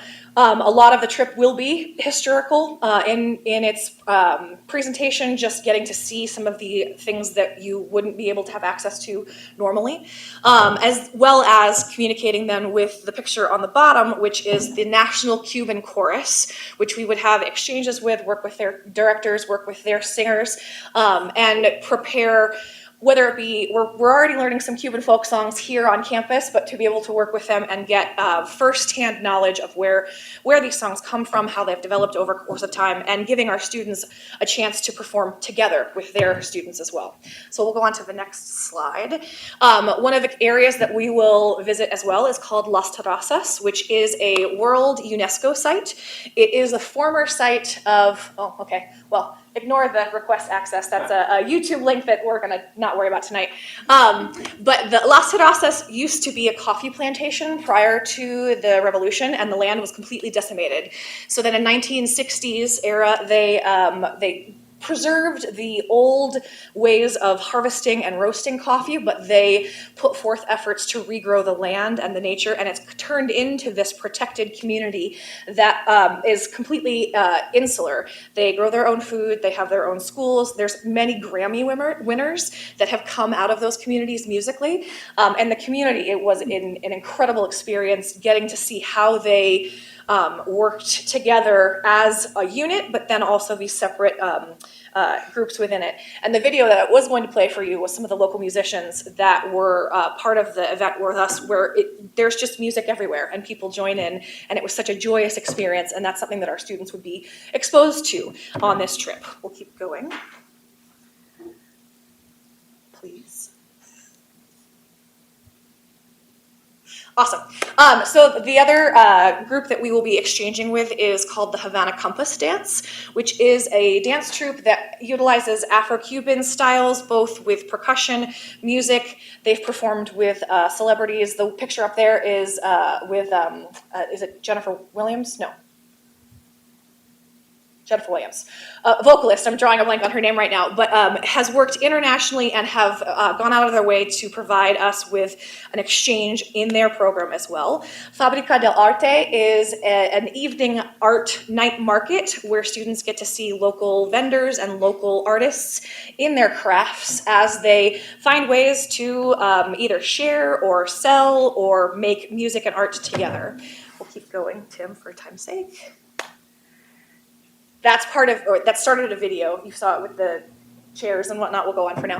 I'm one of those people that lives down the hill, so I'm talking extra fast right now. So the Matanzas and Varadero beaches, that's sort of the vacation-y part of the trip, if you will, because why not? If you're going to be at a place with some of the most beautiful beaches in the world that are fairly untouched, we might as well go. So Matanzas is sort of what they consider the Venice of Havana, which is probably not remotely like the actual Venice, but we'll let them call it that. And then Varadero is one of the most beautiful beaches on the coast of Havana, or near the coast of Havana. We'll also get to tour the mansion Xanadu, which, if I remember correctly, I have to remember the name of the person. But that is it was built in the 1920s by millionaire Irene DuPont, if that rings a bell, if that name rings a bell for anybody. It has its own, one of those unique structures that you have to see while you're there. We'll keep going. Tim, please. Another place that we'll see is something called Fusterlandia. Again, with the resourcefulness of the people of Cuba, there was once an artist who decided to make mosaics out of leftover tile, pottery, things he had that were thrown out, decided to decorate or make art out of his entire house, and now you have an entire town that basically has said, hey, why don't you do my house with the trash that I have back in the backyard? And they've created these entire cities of mosaic tile structures. This dates me a little bit, but it kind of looks like something out of Pee-wee Playhouse, if anybody ever watched that show. But it's fascinating, again, to see what can be done in not only the art side of it, but in regenerating these communities that are very much underfunded, very, very third world country in terms of lack of running water, et cetera, et cetera. We'll get to see something called the Callejon de Hamel, which is another art community as well as music community. And then, of course, visiting what I mentioned, the National Hotel of Cuba, where we get to see a lot of the history. So many performing artists from the States prior to 1960 were there actively performing and a part of the culture. So that is up there as well for you to see. Keep going. We'll also get to do an exchange with something called Project La Comenita, which is a children's theater, but it has become an international group that uses, or that both educates children and gives them performance opportunities. And so for our students to be able to combine with students of the K-12 type of age and be able to bring things to their communities that they might not have. So I mentioned previously that this trip would be partially performance, partially humanitarian. When I went, one of the things that we were encouraged to do was to pack an extra suitcase that we could leave full of things that were just in your house that you might have extras for, because everything from toothpaste to soap to deodorant, it just doesn't exist in certain places.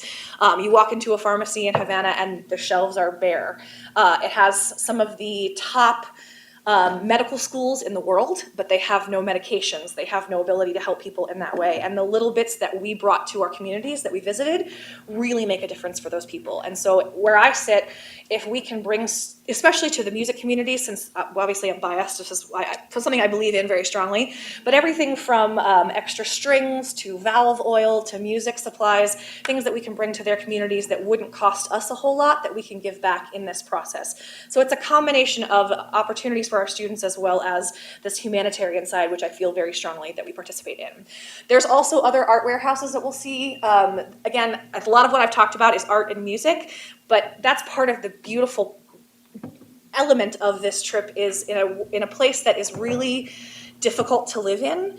The amount of art and joy and what people are able to create without any resources was very inspiring to me, and I think it's very useful for our students, and I would love to give them the opportunity to be a part of those places and to see what it is that they do. I know I have students who are very much lower socioeconomic, and sometimes I see them give up without trying because they feel like it's never attainable. And one of the things that I was so struck about by visiting these communities was that notion that anything is possible if you are creative and you persevere and you are motivated to continue to show up, right? And then our final performance of the trip, and this is a unique thing also that many people don't get to do, is to perform within the National Theater of Cuba. At this time, there is an international jazz festival that happens in Havana every year. We would be the only American group, non-professional group, performing is a part of this festival. We're not necessarily in the festival, but alongside there are performances that happen in the area for those people who come to the festival and whatnot. So this is a really unique opportunity for our students to be able to get to show the world what VVC does, which if you haven't been to a concert or a show of any of ours, you should, because we have so much talent here at this school. Hopefully some of you got to see West Side Story this summer. We just hosted our first ever mariachi festival here on Saturday as well, and I have some other things I'd like to share, but I think what's happening here at our school is amazing, and I really want our students to be able to be ambassadors for not only us, but for what's happening with students and music in the States, and bring that to Cuba, to the people of Cuba, and then also learning from them. There was so much give and take that was just wonderful that I experienced while I was there, and I really think that our students would benefit from that. So we'll keep going, Tim. Oh, there's a little blurb. We can keep going. So this is the nitty gritty info. This is like close, right? Yeah. Okay. So we're very close. I promise. Car's ready to go. Here's the paper. You got to sign. No. So part of what I want to make sure that everybody understands is what is part of this. I've gotten a lot of questions about like, oh, can we go into Cuba? What is this? So I listed some of the financials that we're looking at. My face there is. When I was stopped personally by Cuban immigration to be detained for a bit. The beautiful thing about the company that we're traveling with is they take care of everything. There's no need to worry about government documents. They take care of everything. They tell you what to say. However, you do sometimes have to go through the motions. So that was my face after being interrogated for not very long, because it was exactly how it was supposed to work. But I know that there's concern about that anytime you travel into a foreign country, especially someplace that is third world in terms of economic and whatnot. Especially Cuba. Especially Cuba, yes. But these are especially performance groups, musical performance groups, and art groups are very much treasured there right now in bringing culture and exposing both what's happening in Cuba and bringing people to that country as well. So there are questions to be answered, but I assure you that this is a legit company. I'm not necessarily saying like, let's just jump on a plane and go to Havana. That's not at all the case. But those are the prices that we're looking at, which is an undertaking. And we're working quickly because our deposits are due October 1st. It is something that is, because it's a unique opportunity, it's something we have to jump on quickly because things can change at any point in time. I thought about delaying this another year, but with what's available to us right now, which I don't know what will be available to us a year from now with the performance opportunities and the ability to exchange with people, we thought, well, let's just jump in head first. My mother usually refers to it as baptism by fire or whatever that phrase is, but we're just gonna go for it and see what we can do. So I listed that there for you also if anyone is looking to come with us. We are opening this up to anybody who would like to join. It is in the trip group would consist of two parts. One, our main performing group that's going to represent VBC and represent VBC to the best of its ability. So the students in particular that sing in College Singers would be who we're fundraising for so that they can represent what music is here at VBC to the people that we perform with and make music with and learn from in Cuba. And then the other tier would be those folks. We have a lot of continuing education adult students in our ensembles.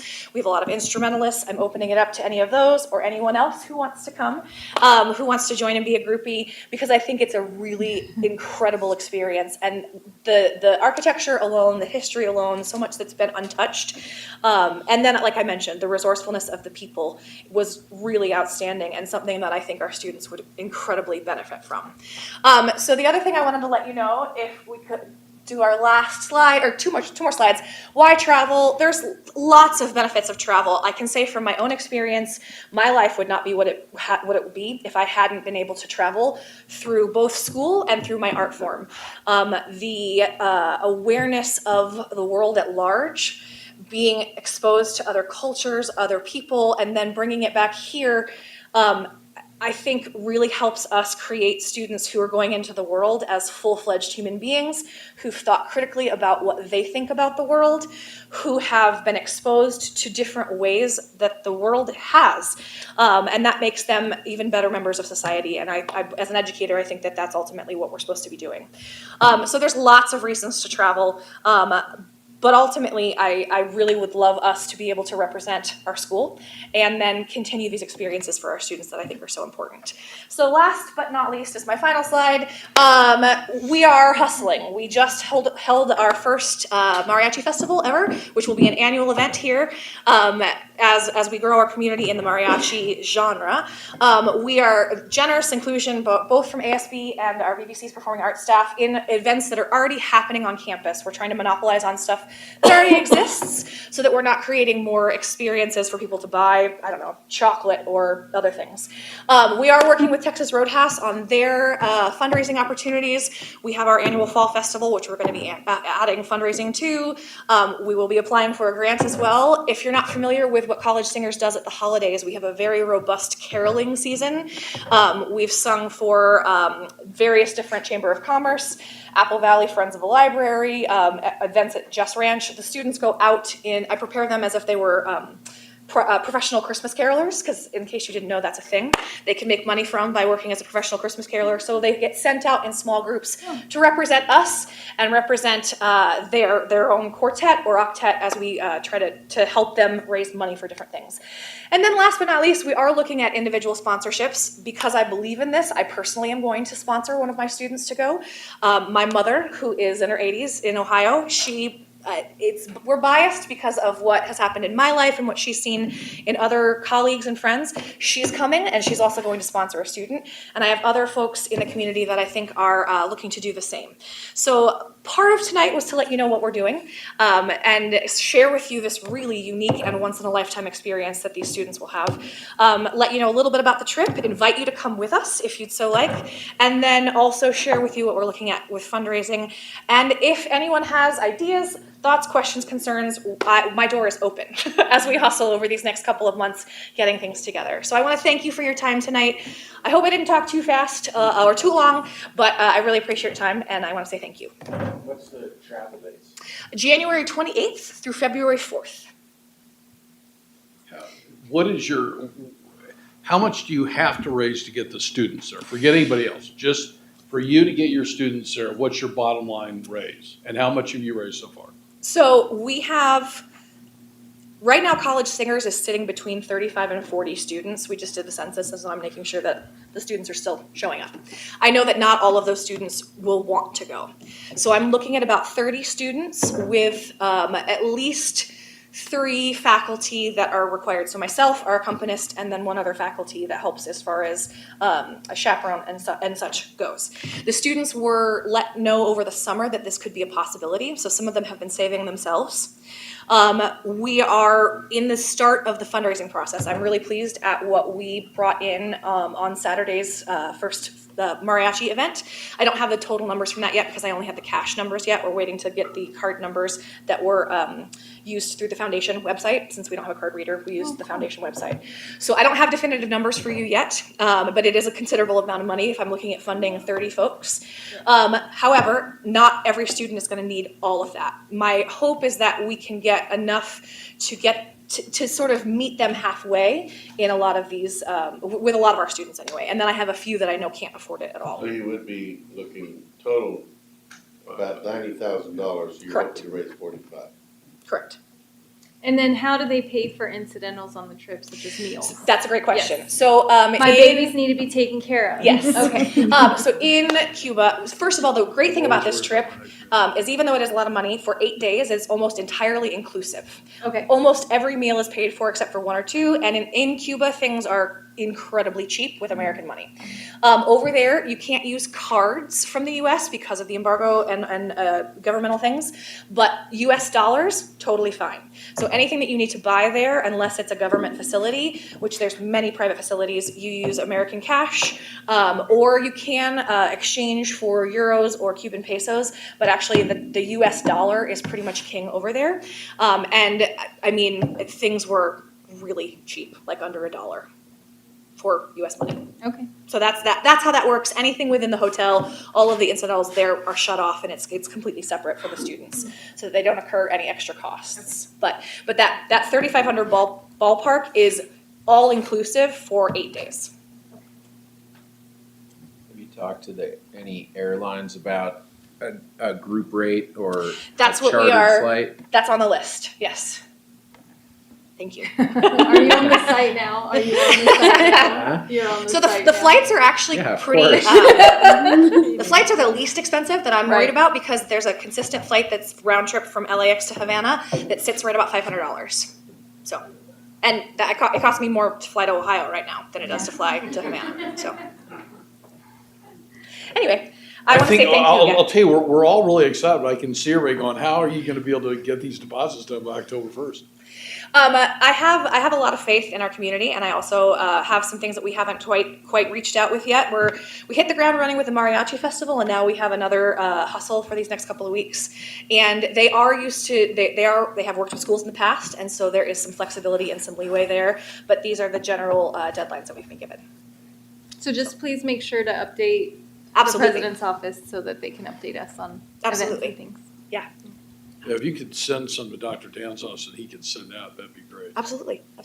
I'll include the itinerary as well as just like Cliff's Notes first. Well, I just meant for the fundraising. Oh, of but course. all of Yeah, it, whatever all of you the want to above. send. We're open. Kirsten, a question, if somebody had a music scholarship, rather than giving out that scholarship, could that money be put towards this? Yes, it's donor directed. Okay. You just picked up a donation. Thank you. Yep. Fantastic. Thanks. Fantastic. I really appreciate your time tonight. Thank you. Thank you. so much. My mother would be very proud of you. Thank you. She taught Tina Turner how to play a piano. Are you serious? True story. I have 3 cards in my home that Tina Turner sent while she traveled. And the story goes, my 2 brothers, my parents had gone through a kind of a divorce, and my 2 brothers were living at home. And my mom picked them up at school and said, this lady called me today and kept saying her name's Tina Turner. My mom kept saying, I don't know who you are. And my brother said it was Tina Turner. It was, and they became friends, and I have those 3 cards at home. I'm very That's proud. amazing. Yeah, so she taught the piano. She was incredible. She's That's a piano amazing. girl. I did not know Yeah. that story. That's So great. that's where the scholarship goes, that Okay. we gave a scholarship to our college, to music. Yeah. Yeah. Fantastic. Yeah. Thank you. Thank you Yeah. so much. Sure. My mom would be proud. Thank you. To President Brady,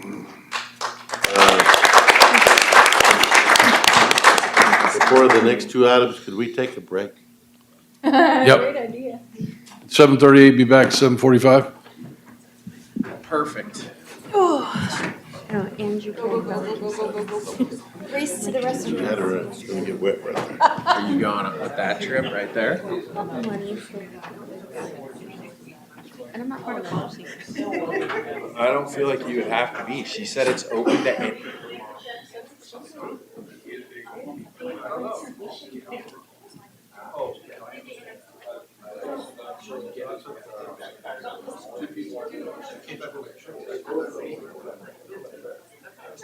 Oh, okay, gotcha. Yeah. We're all receiving all of your emails.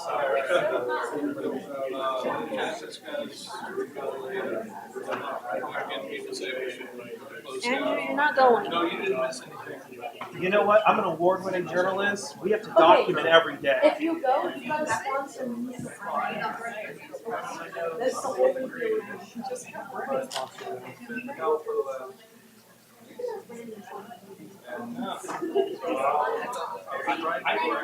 I think the board of trustees would like award-winning journalists to cover every game in Cuba. Go to Cuba, dude. I was sitting there texting my wife. If you sponsor him. I text my wife. It's for the students. So we just did 5 months. So we bought it. We've done 2 scholarships. One for music, one for real estate, and one for but my mom was. I told Andrew he can only go to Cuba if he sponsors me. We're not paying for him. He pay out of his own pocket. That's what I'm saying. He has to He has sponsor 2 me. jobs. Chief pastor. Jesus. I'm glad I'm not glad on the ASB. Remind me not to call you and ask you for any money or anything. Yeah, right. Exactly. That's what I told him. Just talk. You should go talk to her. I know, we couldn't even wait 2 years. I think you should. I know, I like it. I put stories there every day.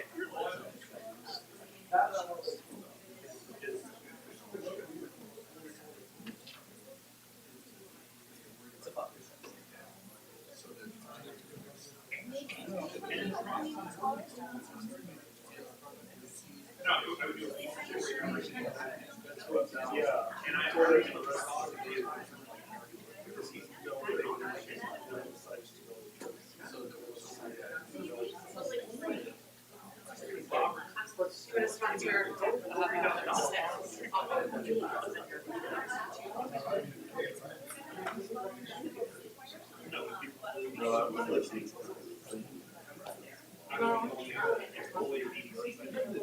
I know.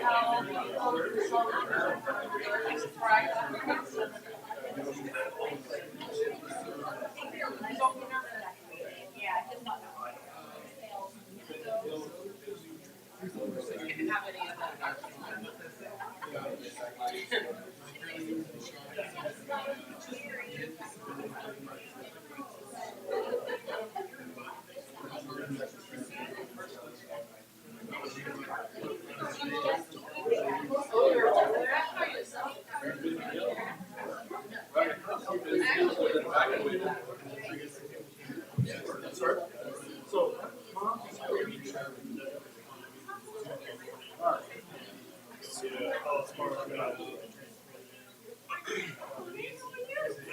high school. No.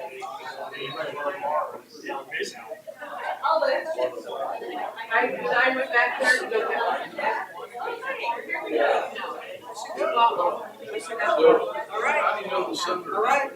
Oh, so our families have known each other for probably 20 years. Our kids grew up together when they were like maybe 5 or 7 or so. So my son's 19, her youngest Rhett is 18, and so they were within scouts together and stuff. So I've known them forever. And so when she first started getting into politics and stuff, I was like, oh, cool, Rosalia. And then, but yeah, awesome family. Was she in real estate? She was a teacher for a long time. I believe she did real estate.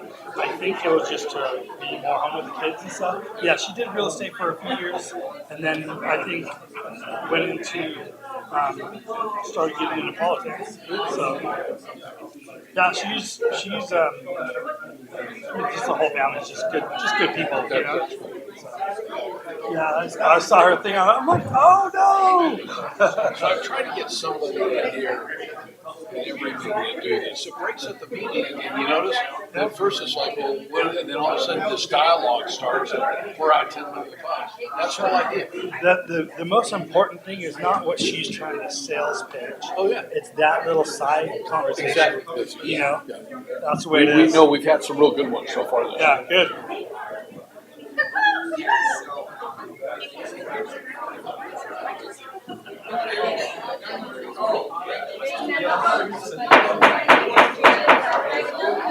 Let's go.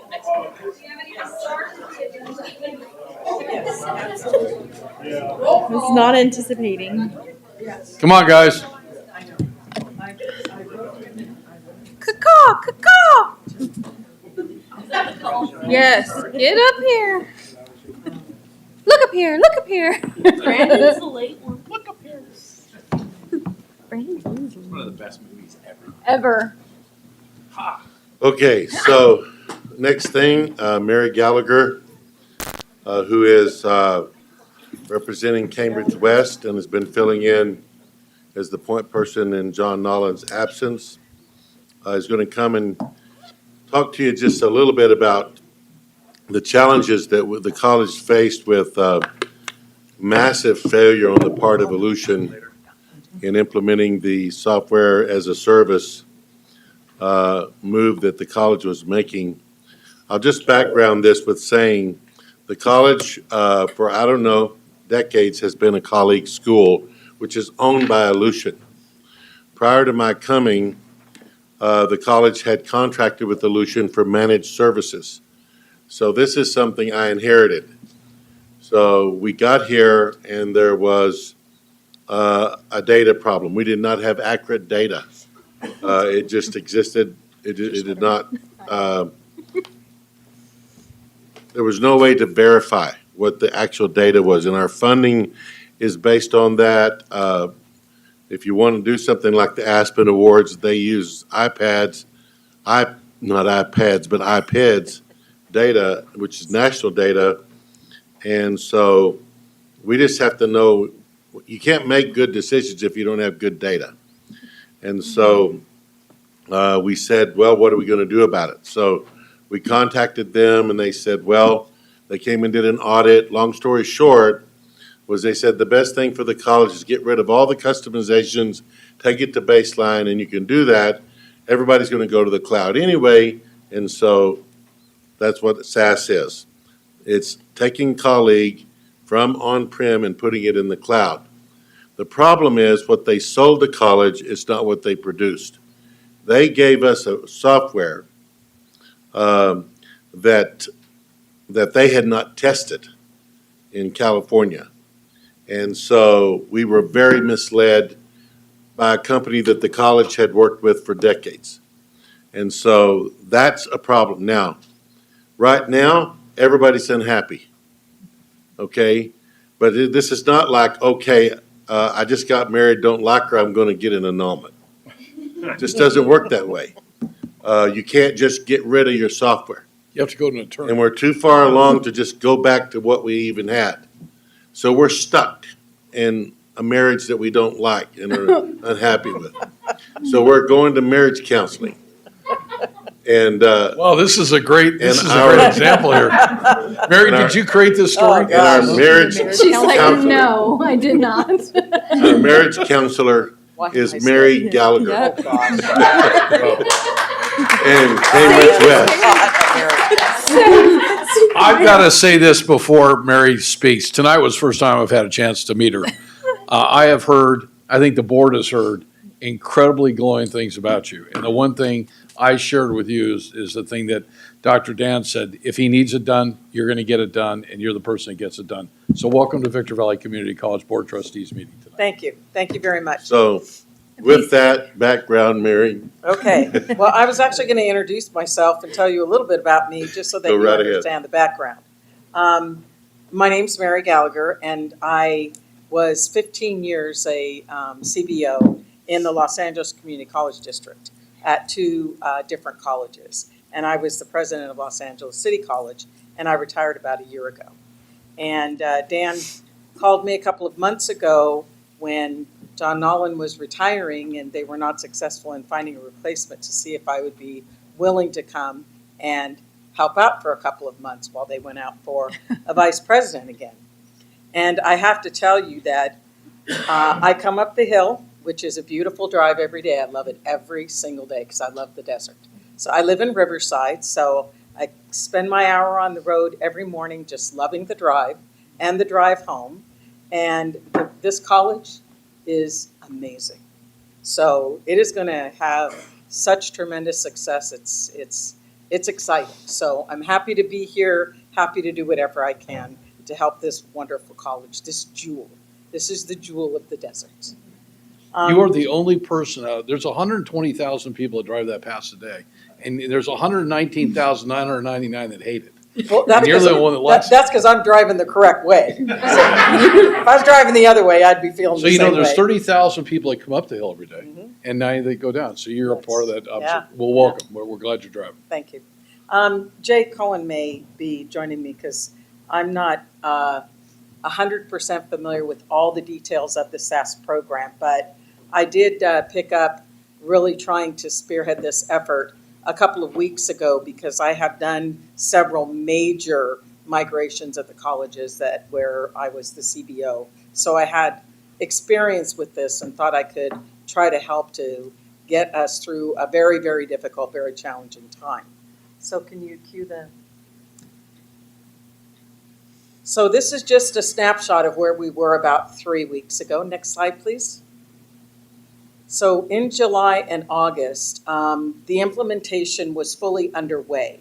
Although the staff here had been working for several years with people from Ellucian, spending a tremendous amount of time to try to have a smooth transition. It was not smooth. They spent inordinate days and hours and time with Ellucian folks and away from Ellucian folks. But the decision was made to fully launch in fall of 2024.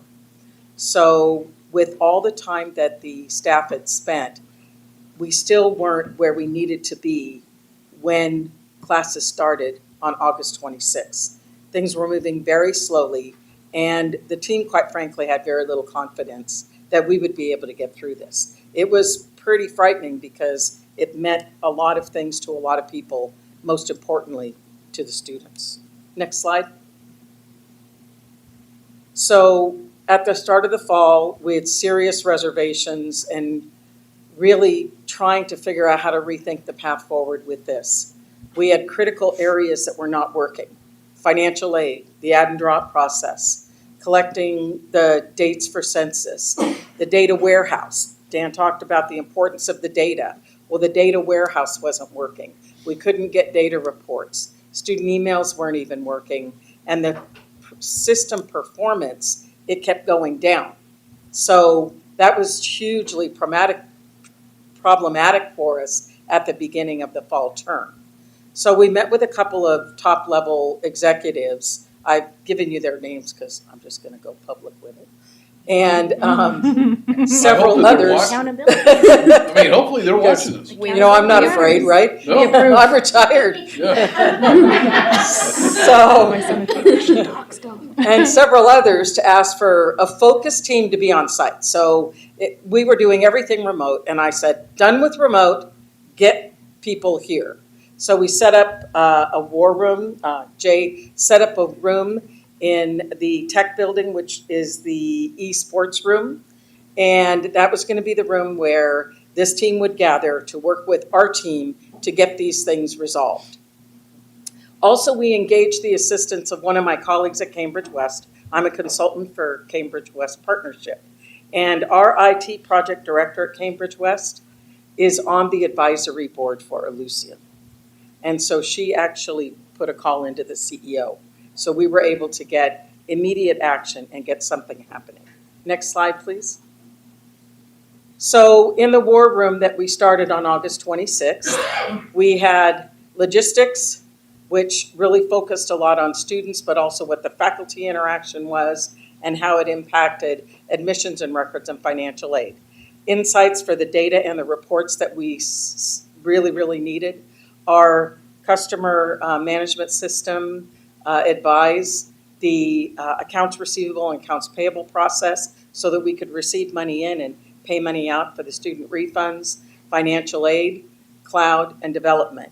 I was really frustrated that several of the people were remote, so I actually gave a definition for remote work to them so that they clearly understood our expectations. That is that when you're working remote, you're on the whole day and available to us if we're having a problem. If they're not going to do that and they weren't going to do that, they couldn't be on this team because we needed people who were focused on what our needs were. Unfortunately, our first Pell Grant refunds were delayed by a week. And it was not anything that happened on the VVC side that didn't happen correctly. It was a communication gap with the Ellucian team who were not looking at the trouble logs that were happening when they knew that this run was happening overnight and there was a deadline for it to make it for the refund. But at that point then, I called one of the top executives that I talked to before and said we need immediate replacement of the project manager. And so we had a replacement by that Thursday. Next slide. So we have a temporary project manager in place now that came to campus on August 29th. I think what helped with that new project manager really is communication. It's so critical, right? To be able to work with people, to be able to figure out what do we need to do to get through these problems that we were having, through these really bottlenecks that were happening. So on the logistics side, we're somewhat resolved. We still have a few outstanding issues with system problems. What Ellucian did for us was increase our capacity in the cloud. When the contract was done for the cloud, it was based on old student population information. So it was built for a student population of about 8,000, and we're now close to 14,000. So we did not have enough capacity for all the transactions. So they immediately doubled the capacity for us. And they have maintained that capacity level and have promised that they'll maintain it until we get through this. Insights, the data and reports, those are resolved. Insight data, warehouse is working, and we are getting reports. The CRM, the customer relations software is resolved, and we got a lot of really good training when the people were here on campus. With the accounts receivable and accounts payable, there are still issues pending with disbursements. We've got major challenges right now in the whole financial aid arena. It's very complex. And the conversation I had with them today was they just were not really prepared for the complexities of the financial aid in this state and how we have to process our aid in this state. Several issues are still outstanding, as I said, with financial aid. Academic programs is a huge challenge because our academic programs are not in the system. And so when financial aid's looking for an academic program to make sure there's a match for eligibility, the academic program isn't there because it didn't get migrated over. So that is very problematic. They want us to manually put things in. We said, absolutely not. You find a solution for us because we don't have anybody that can do that. Everybody has a full-time plus job. The cloud, we had the capacity doubled, so that's resolved. And the development is on standby for us so that anytime we need tweaks made to the system, help me out here, Jay, because I'm getting really outside my realm here. They have somebody at the ready for us to help us to resolve the issue. So it seems to be improving. We're not all the way there. We still have some challenges, but it feels like it's improving. And by the way, one more thing, I'm sorry, President Brady. The project manager who came on, he was supposed to be on 1 week for us temporarily. He came from back east. He stayed an extra week, and he told us today he'll be on the project until we get this solidified, which I think is really good. I'm sorry, President. No, I was confused when you were talking about financial aid, and they didn't know the state regulations or something. Isn't Aleutian like one of the two of the biggest? And last time I checked, we have 117 So they colleges. have, I mean, I don't get that. so their products are Colleague and Banner. 85 of our colleges are on their products. And in fact, right now, they're trying to get the chancellor's office to put all 100 colleges They on, might want to push pause. on theirs. So, yeah, so it isn't that we No were going offense. with what, some sideline company that nobody knew. This was like the company to I go with. remember this presentation when we But were in the I COVID don't room. understand how somebody could say to you that they don't know how to do that when they're doing it with all these other colleges. Well, they're not exactly saying they don't know how to do it, but we still have issues, so somehow something's not connecting.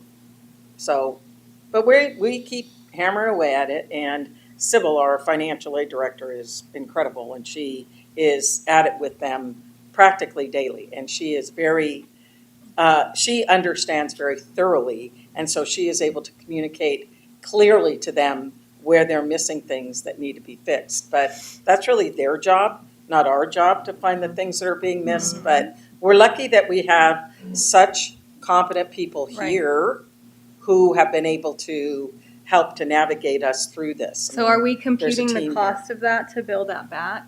Pardon? Are we computing the cost of that to bill that back to them since we're training them on our? Yeah, right. I would like to see that happen, just saying.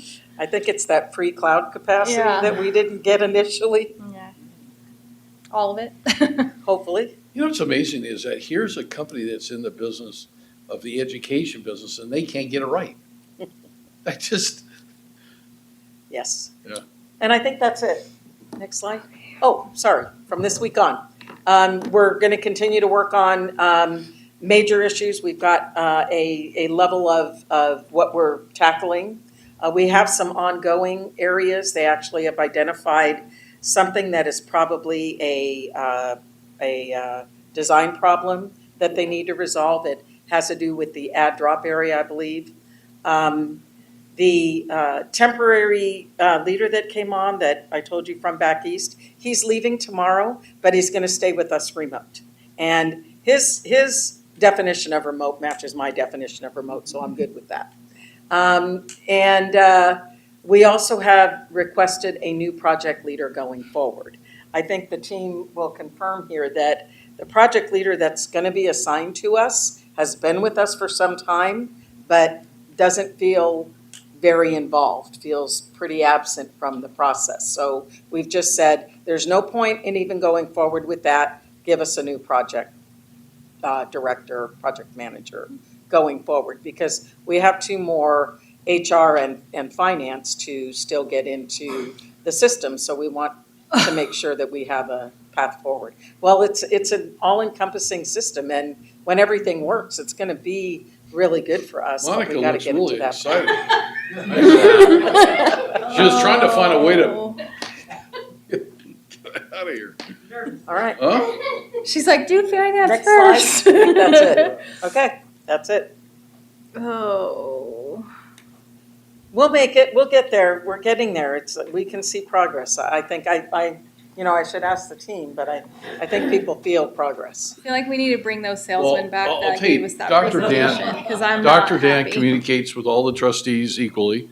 And the story that he told me in the fashion that you were motivating people was a little bit, I think what he told us and how you did it was very motivating. That's the reason I enjoyed meeting you. You were very nice about how you delivered it though tonight. I should say that. Yes. If you know what I mean. Yes, I do, I do. All right, Anybody so else? now, unless somebody has a question, I wanted the board to know this because this is like, in my mind, probably the biggest challenge that I've faced as a president. To me, it was bigger than COVID because COVID was just, everybody got in and worked together and that was our campus, right? This was like something monster out here that we could not, Right. we could not get roped in, and they kept changing leaders. And we'd meet and scream and holler at them, and then they'd give us a whole nother set of leaders, and we had to meet again. That they changed their leadership so many times, just terrible, terrible, terrible. And the reason that, they're having a problem with this because they haven't perfected the SaaS thing, going to the cloud. Yeah, they have good on-ground premise stuff. There was a lot of problem with BBC had never turned on a lot of the modules and even used Colleague, even though it had it for years, because they customized it with other software that wouldn't talk to Colleague. So we have to get everything has to be on one system. But that's why we're having so much trouble right now.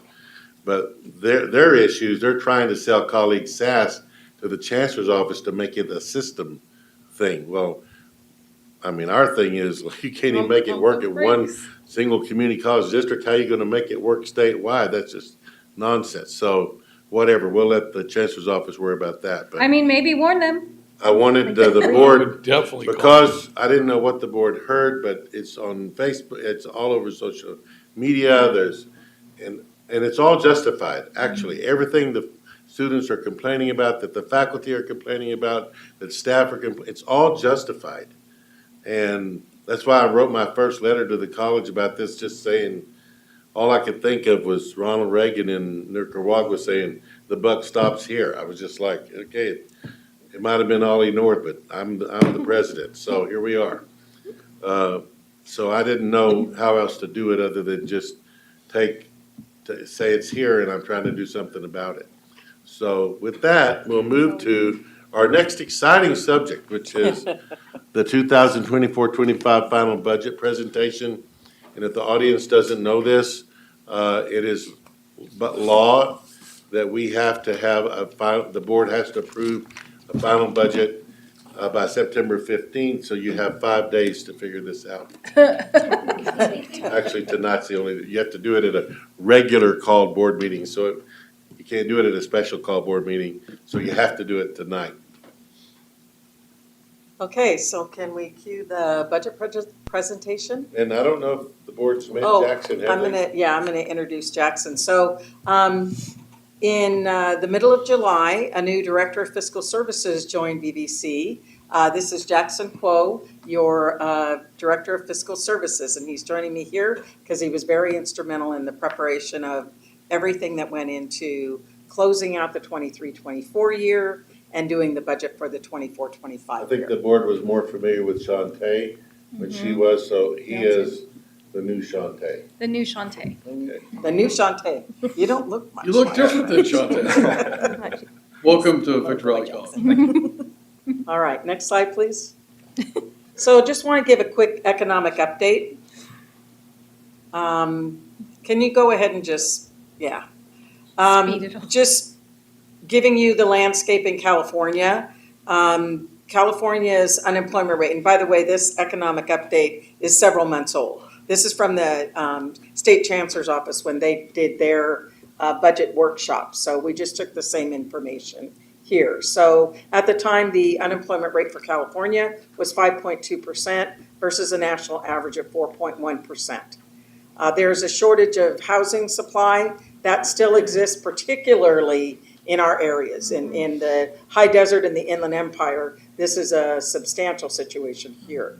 The state is facing multi-year projected budget deficits. They're projecting in fiscal year 25, this fiscal year that we're in right now, a $45 billion shortfall, and they're projecting a $30 billion shortfall in fiscal year 26.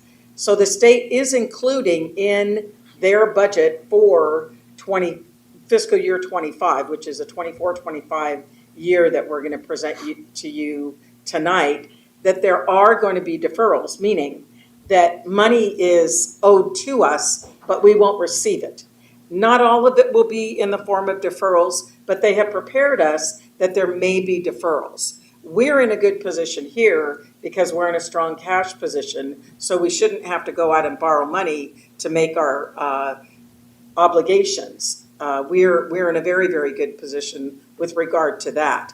But for other districts, if they are not in a strong cash position, they have to then go out and make sure that they can secure loans to cover those shortfalls. We'll get the deferral money back at some future point. The core funding for the fiscal year 25 was protected with a withdrawal from the rainy day fund that was established the last time we had a good economic upturn. There was a 1.07% COLA on the apportionment, which is the general fund that comes to us, and some categorical programs. Not all categorical programs. As a matter of fact, 2 of our large categorical programs had no COLA. That's Strong Workforce and Student Equity and Achievement Fund. So there's some uncertainty on the horizon. VVC is well positioned, but that unfunded FTES, if we could get that, that positions us even better for some uncertain economic times that are in front of us. They got delayed, 2 delays. The pandemic delayed it because we ended up getting money poured into our economy to protect everybody during the pandemic. Because this is an election year, it's also one of those things that nobody knows where things really are because nobody wants to really talk too much about it, but we can expect that after the election, you're going to start to hear some things. So just keep that in mind as we go forward. Next slide. Next slide. So the revenue recap for us, we talk about total computational revenue, which is all of the components of the state general apportionment that come together that give us our base funding. So we're at almost $95 million with our base apportionment at our second period, which was June. Next slide. So that just shows you a snapshot of what makes up that general apportionment. It's the student center funding formula calculation, COLA, and any sort of hold harmless that's needed. We're not in hold harmless because we've recovered all of our enrollment. Next slide.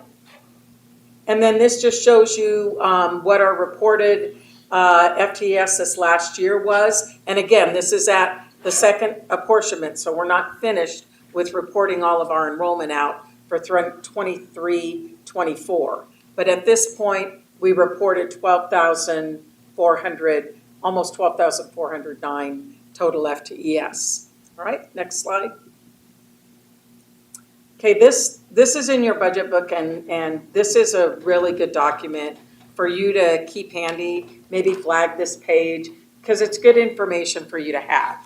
What this shows you is what the revenue and expenses and the bottom line were for VVC beginning in the 2021 to 22, so fiscal year 22. So it's got fiscal year 22, 23, unaudited 24. So 23, 22 and 23, gosh, I can't even read that. 22 and 23 are actuals. 23, 24 is unaudited, thank you, actuals. And then 24, 25 is the proposed budget that you'll vote on tonight. We also are going out 4 years. So we projected ahead 4 years. I'll show you how that calculation got done in a few minutes. We'll show you the assumptions used for that. So you'll notice that there's a red at the bottom under the change to fund balance for the projected budget. The change to fund balance is because we want to set aside about $4 million so that if we owe some past fees or there's anything that comes out in the audit that we need to make whole, we've already set that money aside so it doesn't have to come out of what we have available in the budget. As well, we are setting $1 million aside for insurance purposes. So if we have a JPA, a group insurance policy, but we do have to pay a portion of any claims that are made that require us to pay out. And so because we've grown and because we're getting larger, we need to look at ourselves a little differently from how we funded this before. So we're recommending $1 million in that insurance fund so that we've got that covered. This also includes that 16.7% board reserve that the board, to meet the board requirements for that reserve. So that leaves a reserve of a little over 10% in a general reserve. And as you can see, if you go across the 4 years, we look pretty good, pretty stable. This is all estimated, and we don't have enough information to really be able to count on that, but it gives you some idea as to how we look going forward. Next slide. So here is the adopted budget that we're proposing. Next slide. These are the state assumptions. So this is a snapshot of a page from what we get from the state. And school services every year provides all of us with these numbers to use in our forward projections. So we didn't just pull out what the proposed or what the estimated COLA will be in 25, 26, 26, 27, and 27, 28. School services goes through a major calculation to estimate what it may be in those out years. So we use these estimates as we're preparing the budget because it's the best information we have at this point. Okay? Just wanted to show that to you. Next slide. Next slide, revenue assumptions. Oh, not next slide, just bullets. So there's a 1.07% COLA in the general apportionment and for some of the categoricals. The statewide growth funding right now is at 0.05%, and we did not include a deficit factor. There's a couple of reasons for that. While there was a deficit factor indicated, because we're conservative with growth, we believe that would cover any deficit factor. And by the way, the deficit factors we've been given for the last 3 years were not put in place, were not needed. There was enough money at the state. So we felt comfortable going with a conservative growth rate with zero deficit factor. Go ahead, next slide. So these are the things that we just want to make sure that we are cautious about. What that level of unfunded growth is, not that we're not going to continue to grow as much as we can, but we have to be aware that we may not be able to be funded for all of the growth that we have. The continued inflationary pressures. We've got a lot of inflationary pressures happening. Interest rates, the consumer price index, all of those things are, kind of teetering and up and down and a lot of pressure. Stock market has been a little crazy. That always has an impact. So we had increased salary rates, so we had to factor that in. And then whatever may happen with the state budget insofar as future deficits or deferrals. So we have to keep our eyes on that so we're prepared. Next slide. So the VBC adopted budget proposal. Next slide. These were our budget assumptions that the district would maintain compliance with the 50% law, and we have prepared a budget that is in compliance with the 50% law. The district will develop a budget with that 16.7% ending fund balance as a reserve, and which meets board policy. And that based on the state's adopted budget, the operating budget, revenues and expenditures are in balance. So we are in balance in our expenditures. We are not in deficit. Next slide. Next slide. So this is going to give you the snapshot of the overall funds. There is a red number there. That's what the president was referring to, $1.2 million. We don't know what's going to happen with that figure at the end of the day. We actually were waiting for the auditors to give us guidance on what to do with this. The auditors had given us an adjustment that we needed to make last year. That adjustment that we made last year triggered this deficit. We got in touch with them and said, hey, you gave us this trigger. Please help us out, explain it. What is this? What do we need to do? And rather than us trying to take care of it, we wanted the auditors to do it so that it didn't become an audit finding. So we waited. We just got word from the auditors today about what we can do. So we will be correcting this and bringing forward in October or November a corrected version of this. And you should not, we don't know exactly what you're going to see on that line, but we expect that it won't be red. However, it's in the unrestricted general fund, so there was plenty of fund balance, so it doesn't throw you in to a negative fund balance. So you see up above, it's 33.5 remaining balance in the general fund, but the almost $2 million is in red. So even if it didn't change, there's still enough to cover that if that ends up being a final number. And then this shows you all of the other funds. All of the other funds ended up with reserves, so there's no funds in deficit. Okay? Next slide.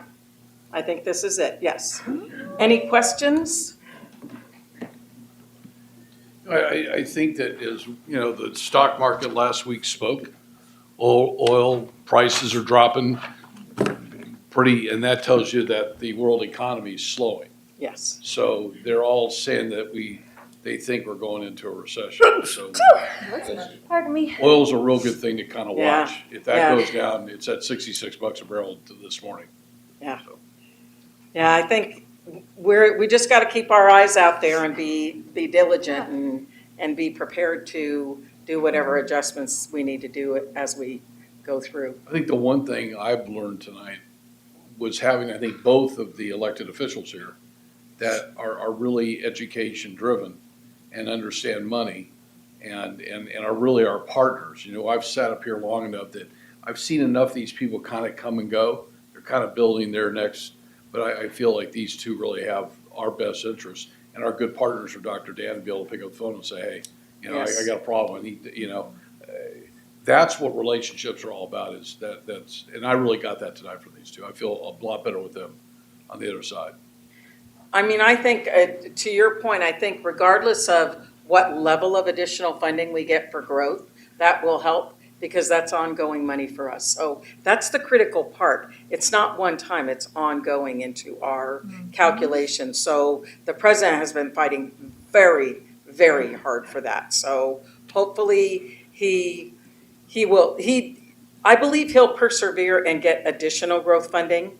Hopefully it'll be as close to full funding as possible. We just had Assemblyman Tom Lackey here 2 months ago. He was very clear.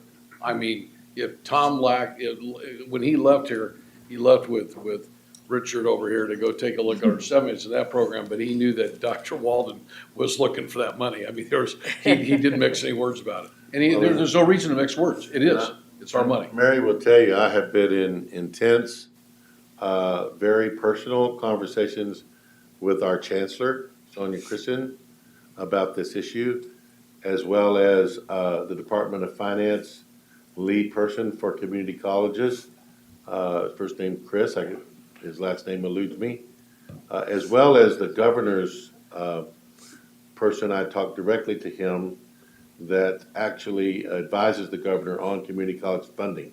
So when she says I've been fighting, you have no idea. I mean, I have stood up in front of all the CEOs in the state and took the floor for a while and just really just pounding away at this issue. So, I don't know, I may not be very popular when this is over, but I'm doing my best for Victor Valley College because whatever you want to say about all this, they should fund growth. Yes. If they're gonna overfund people and they're paying, some colleges are getting 70% more money than they have FTS for, well, then they probably should reduce the size of their budget to meet how many students they're serving. But I haven't even said that out loud because that needs to dawn on somebody, sort of organically in their natural intelligence. Or you could say it. But they should be paying growth. Maybe by somebody who's Right, retired. it's not right when you don't pay Yes. people who actually Yes, need the ma'am. money, and are spending the money. Dr. Well, Dan, we're I doing think the that, work. I think. I'm not asking them for more money, Right. I'm just asking, give us the money we're owed. But you know, I Right, think we're that doing the work. you don't see people, and don't take this wrong, you're on the government side. You don't see people in positions like his fighting because it's like, well, I know if I get here 5 years, I'm gonna retire and blah, blah, blah. We don't care who you stir out the pot of. You've got a board that stands behind you, you've got students stand behind you, you've got faculty that stand behind you. Well, I'm And the not- only way you're gonna make it happen is you're gonna have to go toe to toe, and that's why we have I've you as our already filled president. out my last job application. I know you have. I'm not looking for a stepping stone. Yep. Lowe's, you're taking the job at Lowe's? Yeah. That's it. Walmart greeter. I don't know, I'm thinking about Damn Home well. Depot. Okay, So I just wanted to mention, you'll see an item come later on the final budget, great. later on in the agenda. Thank you. Welcome to you both. Thank you. Okay, I'm done. you're done? Okay, reports, Academic Senate? Nope. AFT part-time faculty? Nope. Nope. ASB? Hi. Yep. Hi. You again? Yes. Cool. So, a couple things. The board you guys were all passed out this lovely little card. As for tomorrow's, which is September 11th, we will be holding our memorial at the United We Stand memorial at 6:30 in the morning. You guys are all invited, as well as everyone else and the community. The trustee forum will be held September 17th at 6 p.m. The info will be going out tomorrow on that. Evening of Comedy and Magic, which is September 28th at 7:30 p.m. I have tickets right here. If anyone would like to go, just let me know and I'll write your name on the list. I've also been told to tell you that it is my birthday, and you can use that as a birthday present to me to be attending and selling out Evening of Comedy and Magic. Wow. Don't forget, I got tickets. September 1, 2, 3. 28th at 7:30 What p.m. day? September 28th? Tickets, the first You're one- tickets, I got them. Oops, it's the 27th. Yes, and then I also just want to kind of like little bragging rights about this, but last year's ASB, with the help of former president and student trustee Jennifer Weiss, She's going in the elevator. we passed the resolution to the Student Senate of California Community Colleges on AB 2033, which allows electronic benefit transfers to be held on college campuses, and it just recently passed the Assembly and the State Senate, and we're hoping it goes into law at the end of the month. Are you waiting for the governor to sign it? Yes, we're hoping. Congrats. Thank you. There you go, Jennifer. CSEA? No, CTA? yes. Mr. Gibbs, I knew you were here for a good reason. Well, you guys stole my thunder on Aleutian, so I don't have much to say now. Well, you can say it anyway. You got I three was gonna say, let's all pretend we're on a plane and Aleutian runs the software. Uh-oh. Yeah, How do no you feel? thanks. And maybe tell Sonia, I'm just saying. Because I'm actually really tired from all the complaints I've been putting up with to relate to these guys for the past 2 weeks. It's really bad. So I'm glad to hear we're doing something about it. Because some of the examples we add students, we give an ad code, they can't do it on the phone or online. They have to go wait in line like it's 1985. And That's terrible. I did that in 1974. yeah, I'm just thinking I think I took a first community college in '89. You did it by phone by then, So it was kind of like you didn't have to go wait in line to add. So things are really behind and people are getting really upset. Yeah. So that's why, I was here tonight to make fun of Aleutian and We'll tell them. We'll definitely tell them. I do Mary know will this. relay that. I do know this. We've lost a lot of students over this. And I That's know that soul-crushing. morale on a lot of the campus has gone down because of this. And we will recoup and we will get back. But this is absolutely opposite. When I say it's the worst thing that's happened since I've been here, I'm speaking from the presidential chair. Now, other people might think other things were worse, and maybe they were for them. But for me, this was the worst thing that's happened. But we're going to deal with it. So, And Mr. Gibbs, I'll tell you, as all the other trustees will tell you, Dr. Walden keeps all of us abreast all the time. It's easy to send out an email to the five of us and hit no reply all. So we understand and I think your example of being on a plane, the only thing I would think is there enough liquor before we go down? You know? I mean, if you're going to hit the water, you might as well at least have a head buzz while you're going to do it. Oh, my goodness. Okay, management. Oh, good. I was wondering why you're sitting back there. Good. All right. Good afternoon. I know I have a PowerPoint. I'm just going to try to get it started. Tell them your name, Lily. Yes, my name is Lilia Aguirre. I'm the program manager for the School of Public Safety and Industrial Technology for the Student Engagement Center. So what you see here is a picture of some of our peer mentors who support the work we do at our engagement center. So I'm just here to share a quick update about some of the things we've been doing within the last few months. Next slide. All right, so just to share a perspective, I wanted to share how it started and what we started with. So last year, I was brought onto this new, project for BBC, but this also is new initiative. And this is what I received was a picture of what my engagement center would look like. So mine is on the corner right there with the red chairs, so you'll see that. But I just want to give you a perspective of where we started. So the next slide, please. So our engagement centers have we could only plan, for what was to come for that.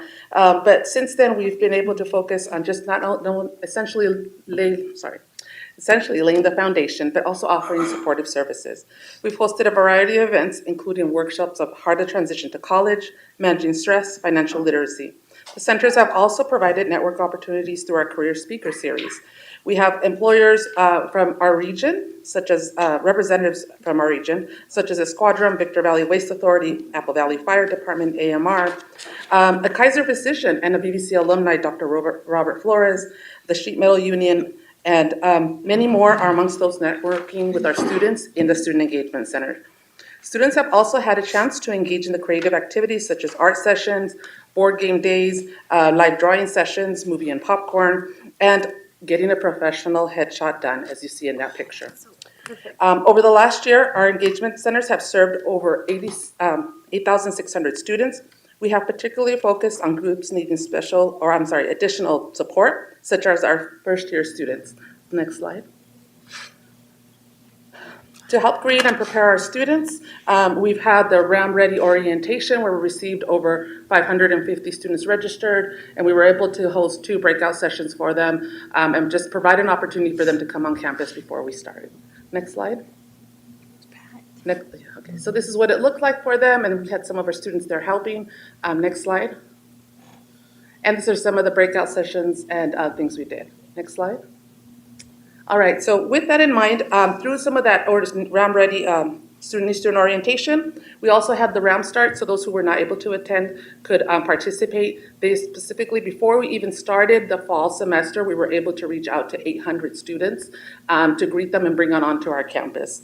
And what I'll share, because I only have a few seconds more, is that we were also able to share, offer extra support for students. We held 32 workshops during the summer to offer those. That is just the first step of what we intend to do this year to be able to support our students with those that need additional support. And that's all I think I have time for, so thank you. You got that done with 4 seconds left, but we would have given you more time anyway. Oh, yeah. Consent agenda. All matters listed under the consent agenda are considered by the Board of Trustees to be routine and have been approved by the President and Superintendent under Board Policy 2430. There'll be no separate discussion on those items prior to the time the board votes on them unless a board member requests a specific item to be removed from the consent agenda for discussion and separate vote. Public comment on consent items from anyone contemplating completing a card will be heard prior to the board's vote on the consent agenda. The complete written request to address the board shall be submitted before the beginning of the open session portion of the meeting. This is the opportunity for the public to address the board on any consent agenda items. Public comments are limited to 3 minutes per individual and a total of 15 minutes per topic. Speakers will be timed electronically, and all speakers will be call the podium to speak at the appropriate time to address the board. Only those that have been recognized by the board president will be permitted to speak under Board Policy 2350. Do we have anybody that wants to speak?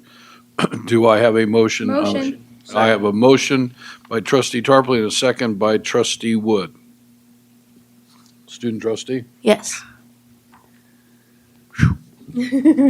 So proud, Joe. But Jennifer was like, well, okay, Jenny, better not screw this one up.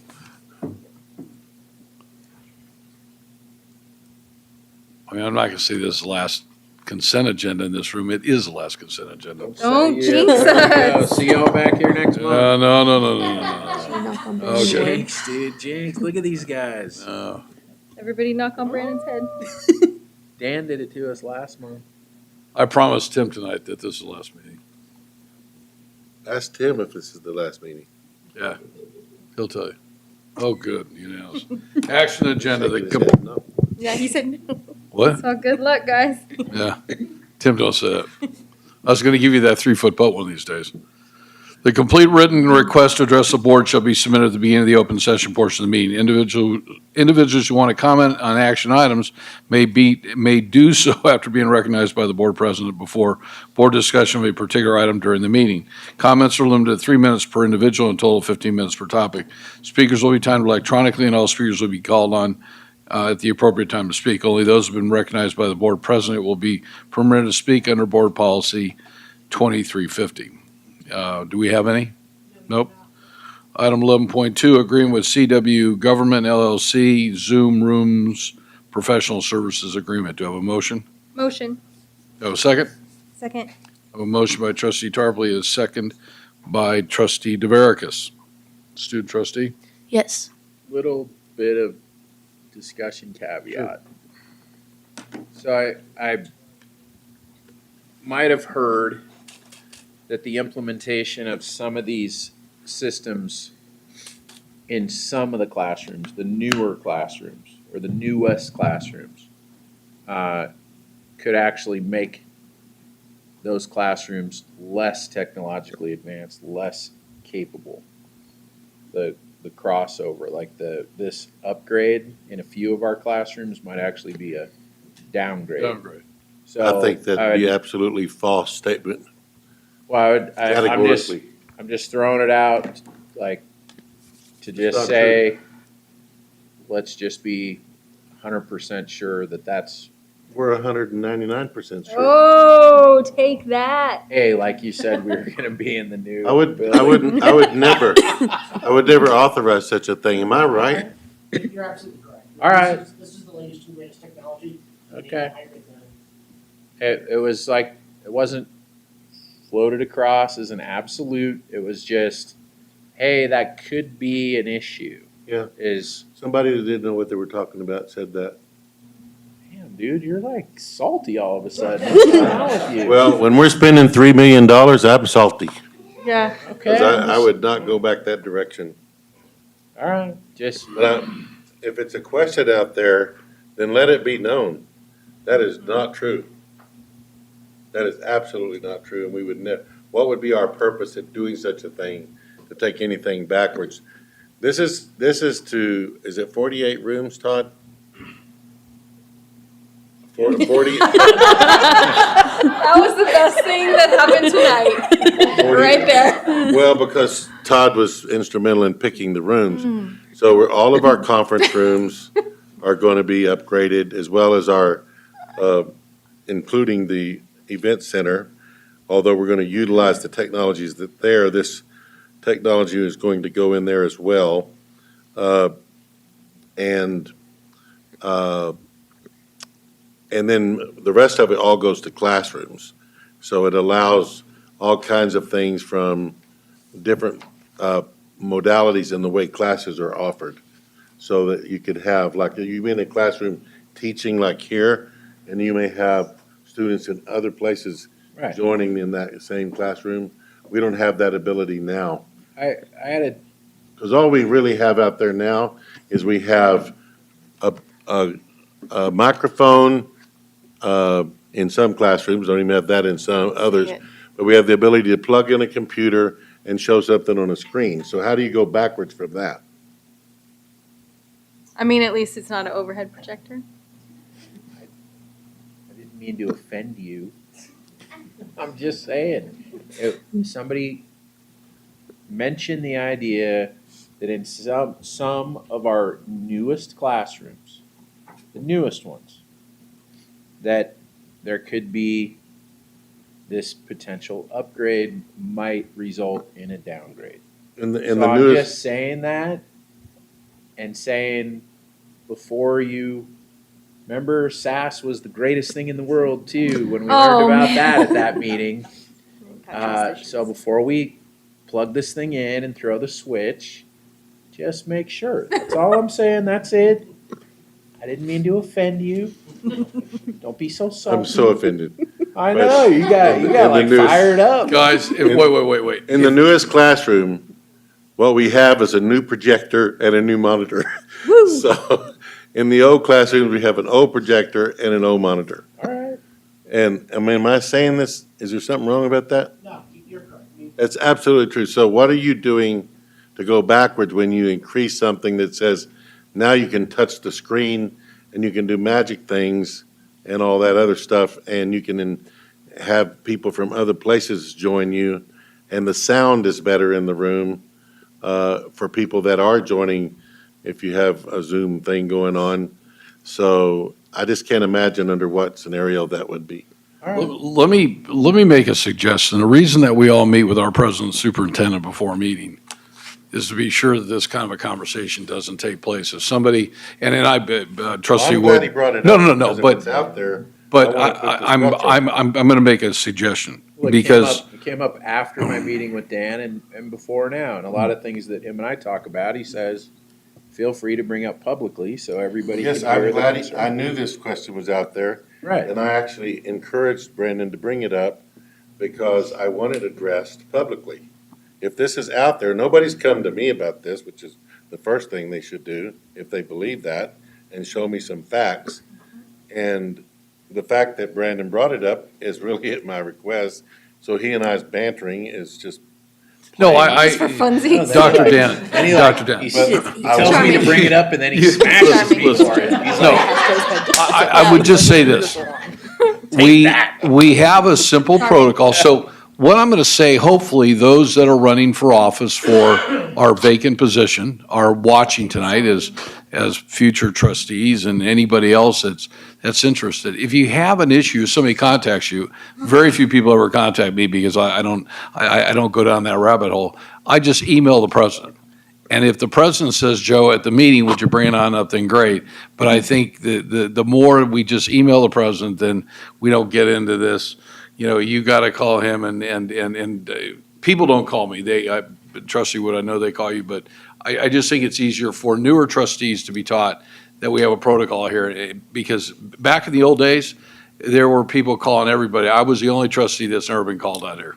So, and it's kind of good because I just always say, put in writing. People don't like to put in writing, so. Yeah, well, Joe, just to be clear, Brandon was not gonna bring it up. He said he was satisfied with my answer. I said, would you please bring it up? So I asked him to do this. And I'm just saying to anybody that's going to be a new trustee, here's what the new rules are, so that whoever's new is going to get hammered with, whoever's in this new district that the Pinkertons left, I can tell you, they're going to have people calling them all the time and questioning. Questions, send you the email, but don't waste time here doing it. That's all I'm saying. Noted. 11 point, We haven't Three. voted yet. oh, I thought we did. No, No, we've been discussing we did, yeah. and discussing. Oh, there's my thing, sorry. And discussing. God. By the way, we've been working on this for 2 years, so this isn't new information. He did throw the. Oh, Do we go through? Right in your Yeah. face. Do we go through? Contract, 11.3, contract at Victor Valley Elementary School District. Do I have a motion? Motion. Motion. Second. Got a motion by trustee Tarpley, second by trustee DeVerekas. Any discussion? Student trustee? Yes. That was so quick. Even the computer's sick of our nonsense. What's, okay. And Tim, you say at the new building they'll be quicker? Just read our minds. He's not Oh, saying no, I a was just word. asking. I was just asking. We don't know. We don't know? We're not putting that on the record. We're not there yet. Okay. 11.4, I didn't want to start anything here. Now that going to the new building, that might be going backwards. Yeah. We're getting a chalkboard. Agreement. Good. Okay, guys. Okay. You said okay. Getting squeezed here, you know? Agreement renewal, Computer Land of Silicon Valley. Do I have a motion? Motion. Do I have a second? Second. Oh, you go. I have a motion by trustee Wood and a second by trustee DeVerekas. Any conversation? Student trustee? Yes.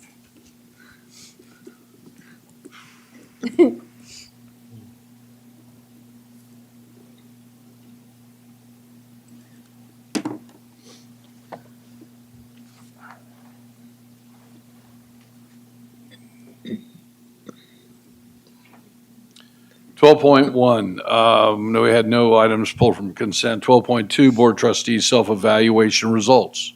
Do I have a motion? No. We didn't have No, anything, we didn't have anything there pulled. weren't any items. Nothing pulled. 12.2, board trustees self-evaluation. Motion. Okay, we have a motion by trustee Tarpley. Second. We have a motion, a second by trustee Wood. Any discussion? Great job, team. Student trustee? Oh, Yes. Assist by trustee Tarpley.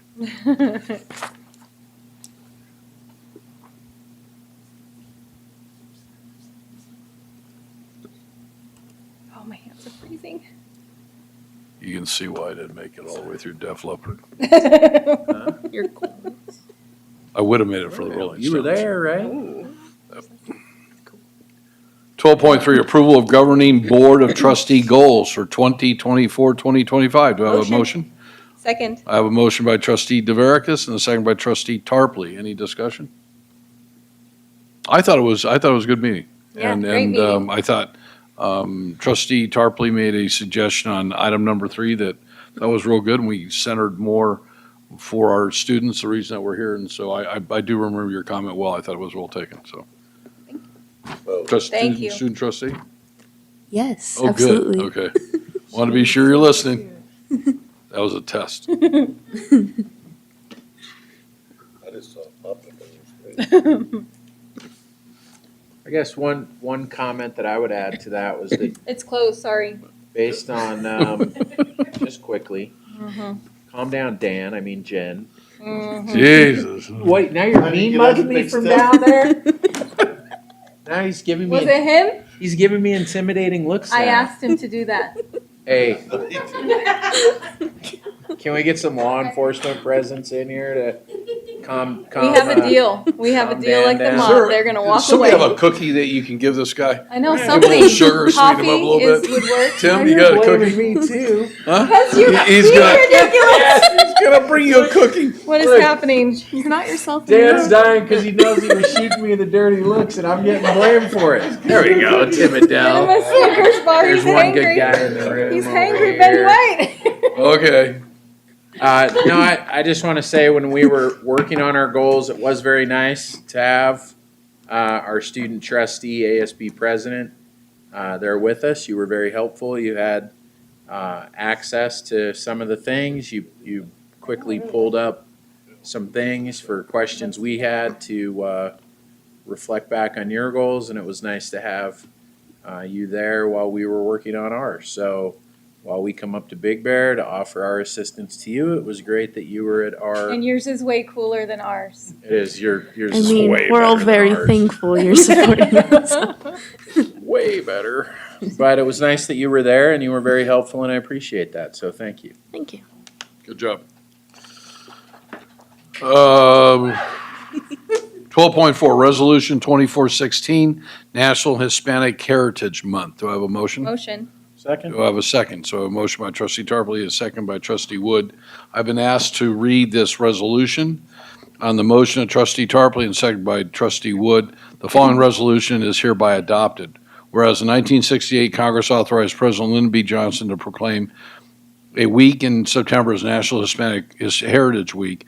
And in 1988, this celebration was expanded to National Hispanic Heritage Month from September 15th through October 15th of each year. And whereas during that time, America celebrates the culture, traditions, and achievements of the United States residents who trace their roots to Spain, Mexico, and the Caribbean, and Central and South America. And whereas Hispanic and Latinx Americans have contributed in countless ways to the history and the building of this nation, their histories and cultures stretching across centuries. And whereas Hispanic and Latinx Americans have made extraordinary past contributions and continue to contribute to our community, state, nation, and world, including advances in education, medicine, art, culture, public service, economies, military, human rights, and politics. Now, therefore, be it resolved that the Victory Valley Community College District Board of Trustees recognizes and supports and honors Hispanic Heritage Month and the achievements of VVC's Hispanic and Latinx students, faculty, staff, alumni, and community members, and respectfully encourages all citizens to explore the rich and significant heritage of these members of our community. This is passed and adopted by the governing board this September 10th, 2024. So, student trustee? Yes.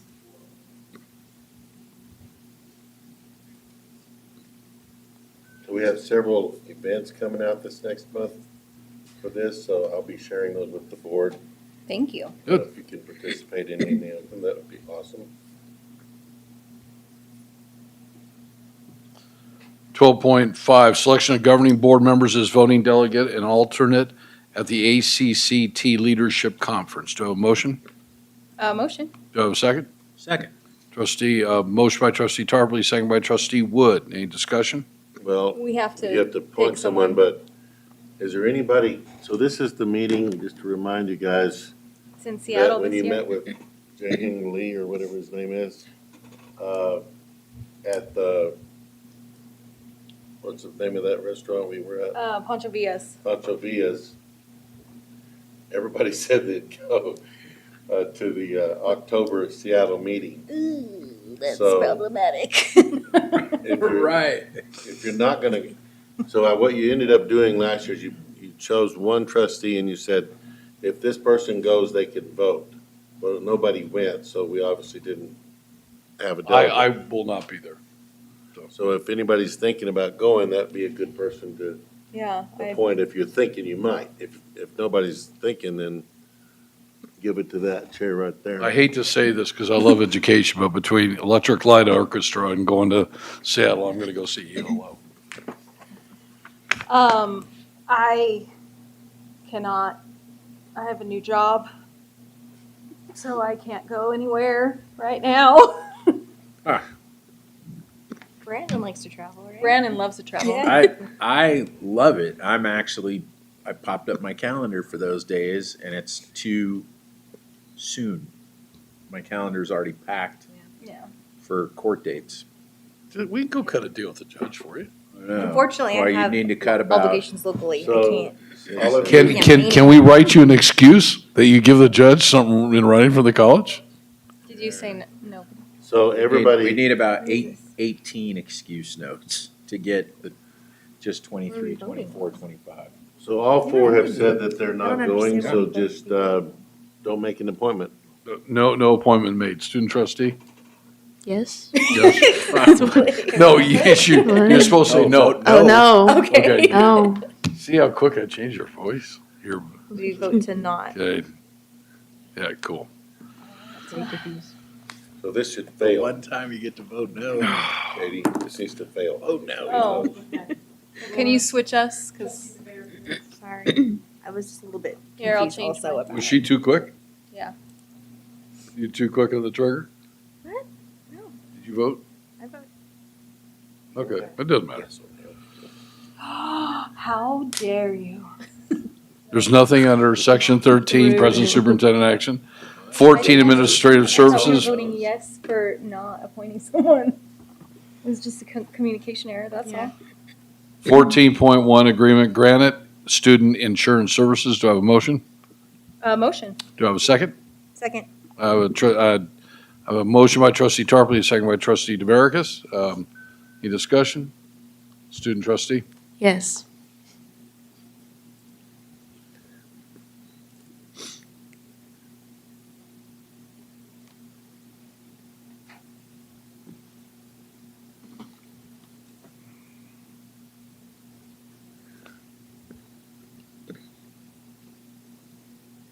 Moving on. 14.2, Servitas.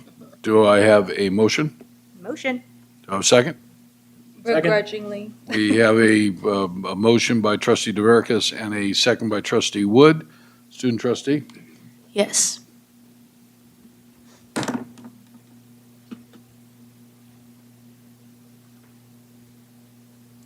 This is our housing bill, just so everybody knows. Right. The bill come due. So, well, it doesn't mean that it was spent in vain. No. It'll be spent in vain if it never comes back. But if it ever comes back, we can pick up with this and move forward, so. I'll say this, that in my industry, you spend a lot of money on deals that sometimes don't happen, and 10 years later, you open up the file and you say, well, you know what? Yeah, we can go pick up. So it's what we call a cost of doing business. 14.3, Cambridge West Partnership LLC. Do I have a motion? Motion. Do I have a second? Second. I have a motion by trustee Tarpley and a second by trustee Wood. So we have several things going with Cambridge West. The others items tonight were in the consent agenda, which were smaller things. We brought on Cambridge West initially, while John was still here, to help us figure out what to do with unfunded FTES, because there's a lot of tricks you can play in the trade. So they're knowledgeable about that, and we didn't have the expertise here.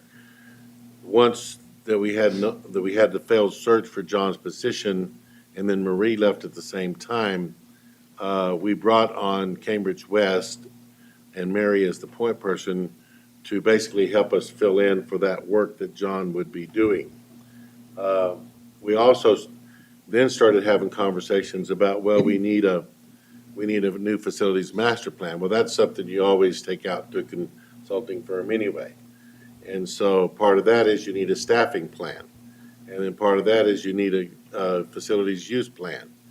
We also found out other issues from in the fiscal area and the need for policies and procedures.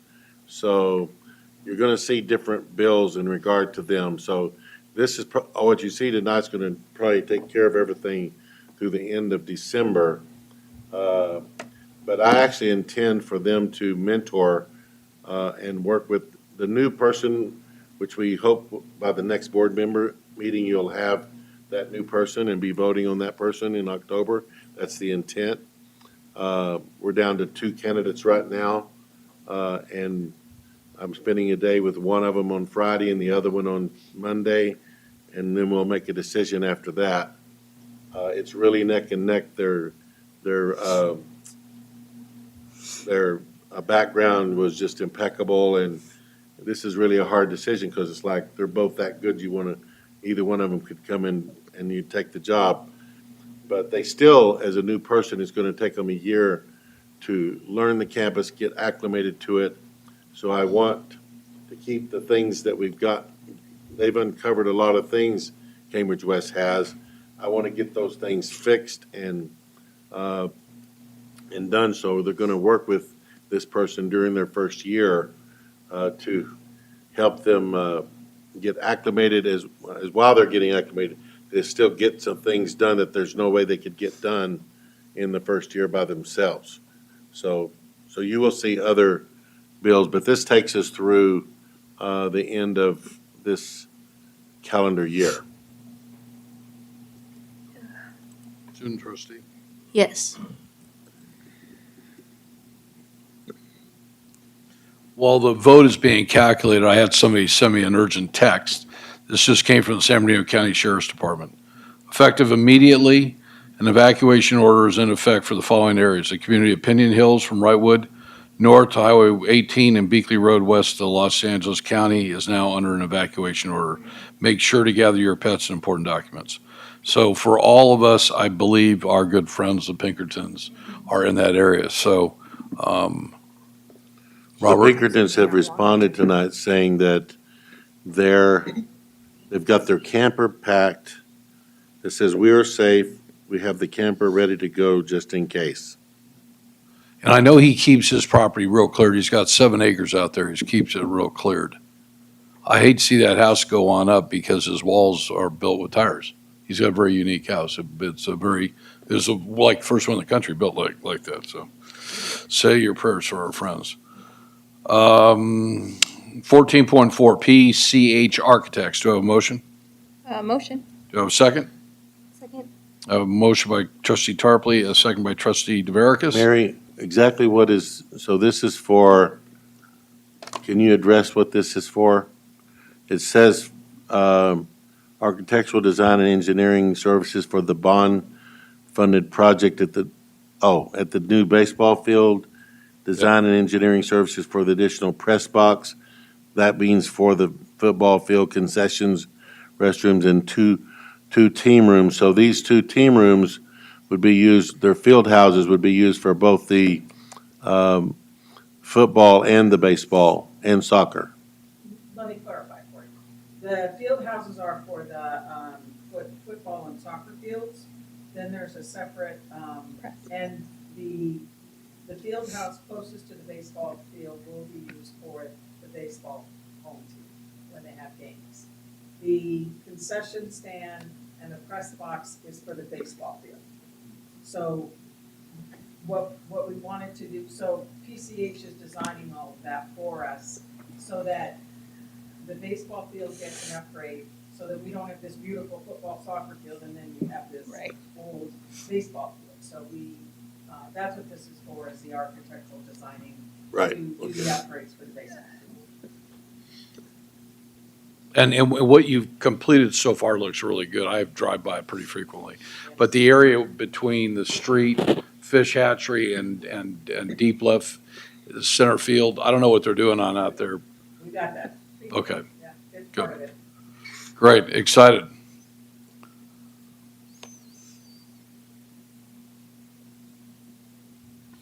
Student advisory. Oh, student advisory. Yes. Oh, man, I almost made it through the meeting. You're just down here smiling, waiting. 14.5 Cooley Construction Inc. Do I have a motion? Motion. Do I have a second?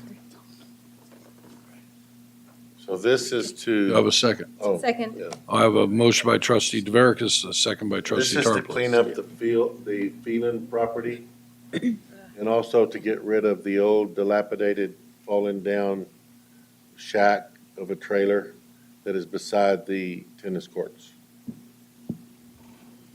How much is it? $106,000.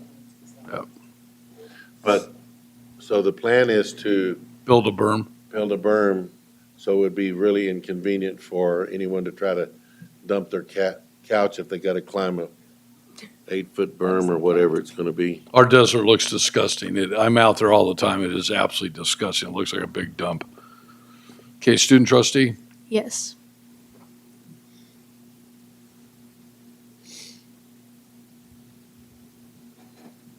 Fourteen point six, Franklin Mechanical Systems, Inc. Do I have a motion? Motion. Motion by trustee Tarpley, Second? second by trustee Wood. Student trustee?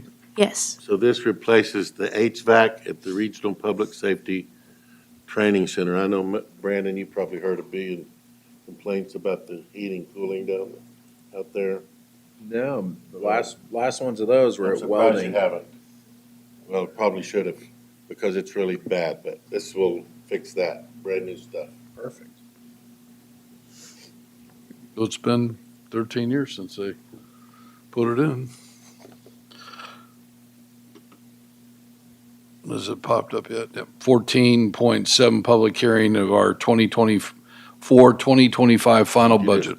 Declare an open hearing. Do it. No vote. No, an open hearing? Any input? No, there is open Nope. hearings. Does anyone want to come speak? Anybody want to come complain? Or, Nope. Not the or budget. give accolades. yeah. There's two sides of the coin. Nope. Close the hearing. Close the hearing.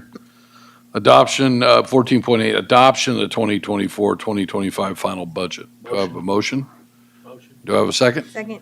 Motion by trustee Wood, second by trustee, was it DeVergus? Boom, my hearing is good. Any conversation? Nope. Student trustee? Yes. My wife always says I have selective hearing. It's a male thing. Yeah,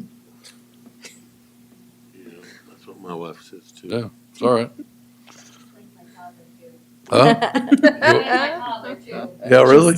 Yeah. Doesn't Yeah. discriminate. See, I keep playing the game as I get older. I just can't hear even more. Yeah. Oh, my goodness. So we actually went and had my hearing tested, and they said I needed a hearing aid, believe it or not. So haven't gone back. 15.1.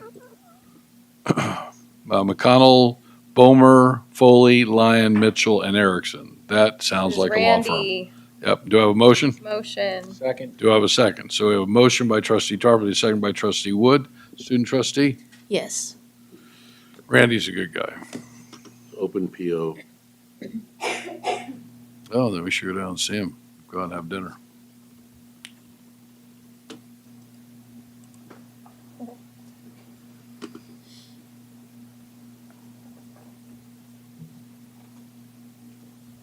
$15.2 contract of employment for interim director in instruction and non-credit. Do I have a motion? Motion. Do I have a second? Second. Motion by trustee Wood, second by trustee Tarpley. Student trustee? Yes.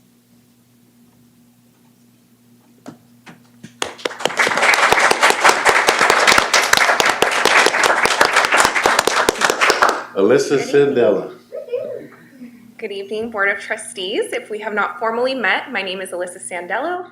And I just want to quickly say to everyone involved in this decision-making process, thank you for this opportunity. Dr. Walden, thank you with the support of the board. Thank you for your innovative leadership and just the continued direction that you steer the college. It has been truly exciting to be a part of it at the Student Engagement Centers and growing the STEM Student Engagement Center as well as our MESA program. To Dr. Scott and Dr. Taringo, thank you for your mentorship and your guidance over the years. To Dr. Radcliffe, the opportunity to work with you when you were building a lot of the non-credit programs. It is truly exciting to be at VVC. I definitely mean what I say. I am proud to be VVC. That's great, though. If you guys don't know, if you don't know it, Alyssa, you might remember her mother, Margie Sandella, that worked here for many years. Yes. That's her mom. Wow, great lady. We missed her this year. I mean, But she retired. Yeah. She took the serve. yeah, but she always would come back to graduation, She did. even after Yeah, she for a was couple gone. of years she did. Yeah, Yes. great mom, great dedication. Thank you. Thanks for coming up. Yay, congrats. I didn't realize that you were there, we would have called you up, so, but I'll have to blame Dr. Walden for that one. 15 points, I had to run you over or something. Did call her. I mean, Brandon ran you over, so I thought I'd do it too. We actually didn't vote on that yet. Oh, brother. Oh, no, wait a minute, yeah. 15-2 still. Oh, it's still hanging out there. Still hanging. Okay, gotta wait. The vote's going around the world here, so takes a while. Did we get a student trustee on? A student trustee, yeah, we asked her. You did? Jennifer would have reminded me I immediately. take notes. I mean, let me tell you. He did. It's like, I'm in a nail, Joe. Okay, good, you passed. Congratulations. Okay, 15.3, new management job classification, salary placement for the Director of Human Resources, Title 9, EEO, and compliance. Motion. Do I have a motion? Do I have a Yes, you second? do. Second. I have a motion by trustee Tarpley, a second by trustee Wood. Student trustee? Yes. Monica needs help. Oh, yeah. Especially with that new software coming. Don't look so excited, I mean, come on. I mean, huh? Do you want me to come and say a few words about it, or Yeah, pass that time? It's fine with me. It's like a minute, it's an hour and 7 minutes past my bedtime. You can come up and talk So what you want. whatever. Yeah. Right.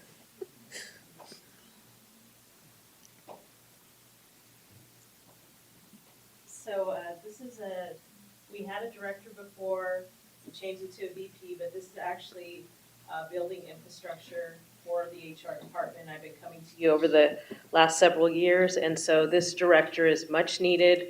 There is a lot of compliance in HR, as Trustee Tarpley can share with you, and you all know.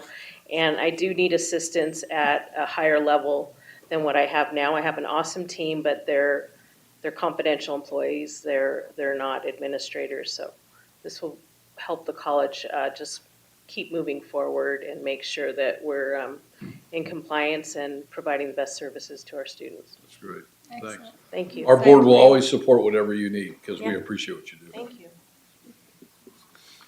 But we have to start operating like a middle-sized college. Oh, yeah. Instead of tumbleweed tech. That went out the window a long time ago.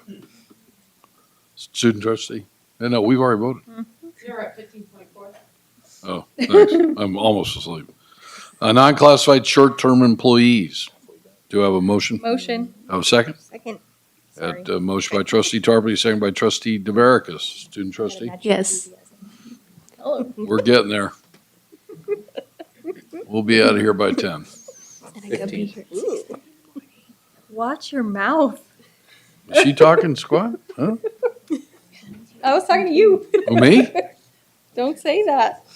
15.5. Oh, this thing, come on. Hang on. Oh. Noted.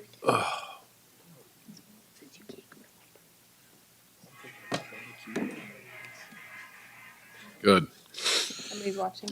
New classified job description, Thank you. salary placement for principal software engineer. Do I have a motion? Motion. Do I have a second? Second. I have a motion by trustee DeVaricus and a second by trustee Tarpley. Student trustee? Yes.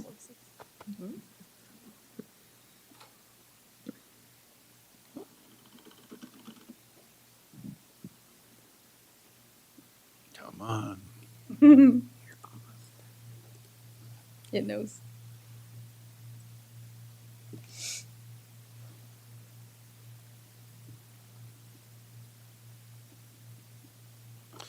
Fifteen point six, new classified job description, salary placement for senior HVAC technician. Do I have a motion? Motion. Do I have a second? Second. A motion by trustee Tarpley, a second by trustee Wood. Student trustee? Yes. So this, It's right. He said it quiet and they're closer, so it's okay. I heard So- both.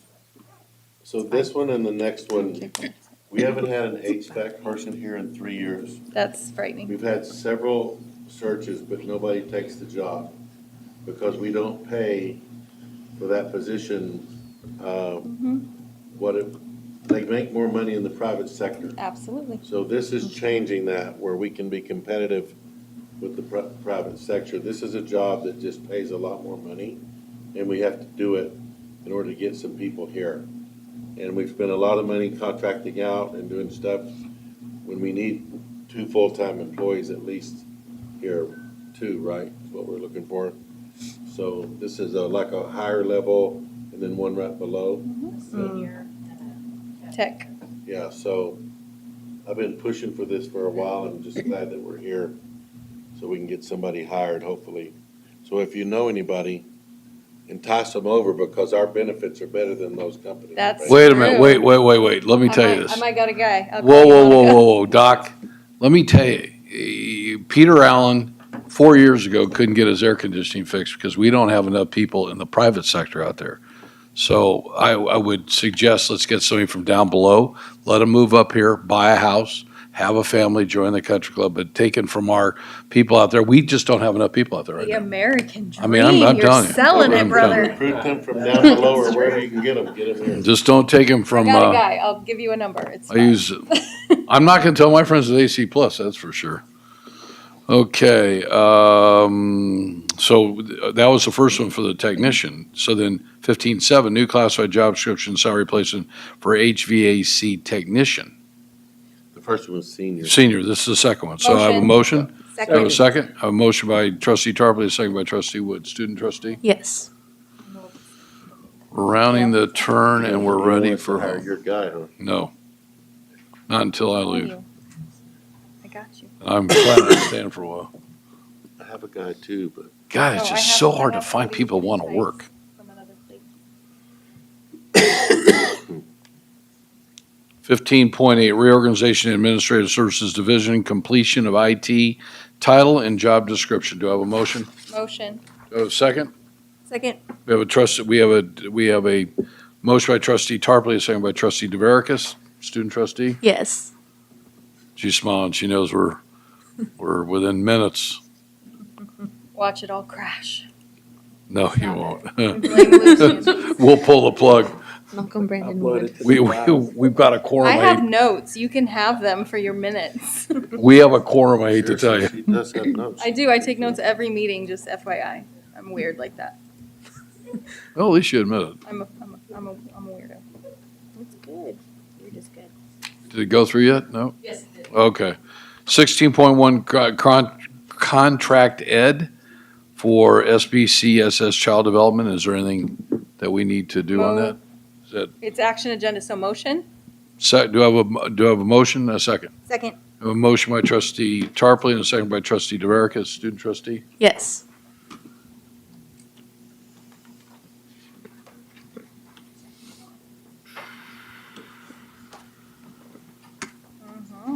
We love it.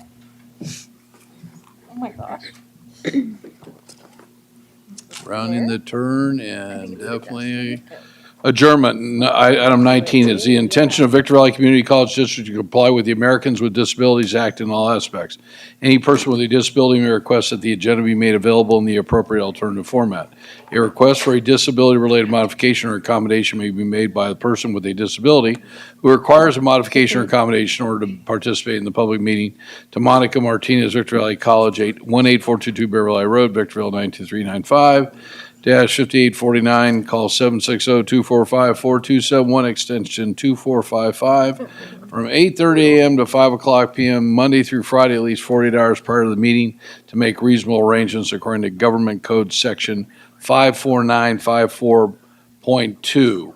Do I have a motion to adjourn? So moved. Second. She does. Thank you, everybody. Drive safe tonight.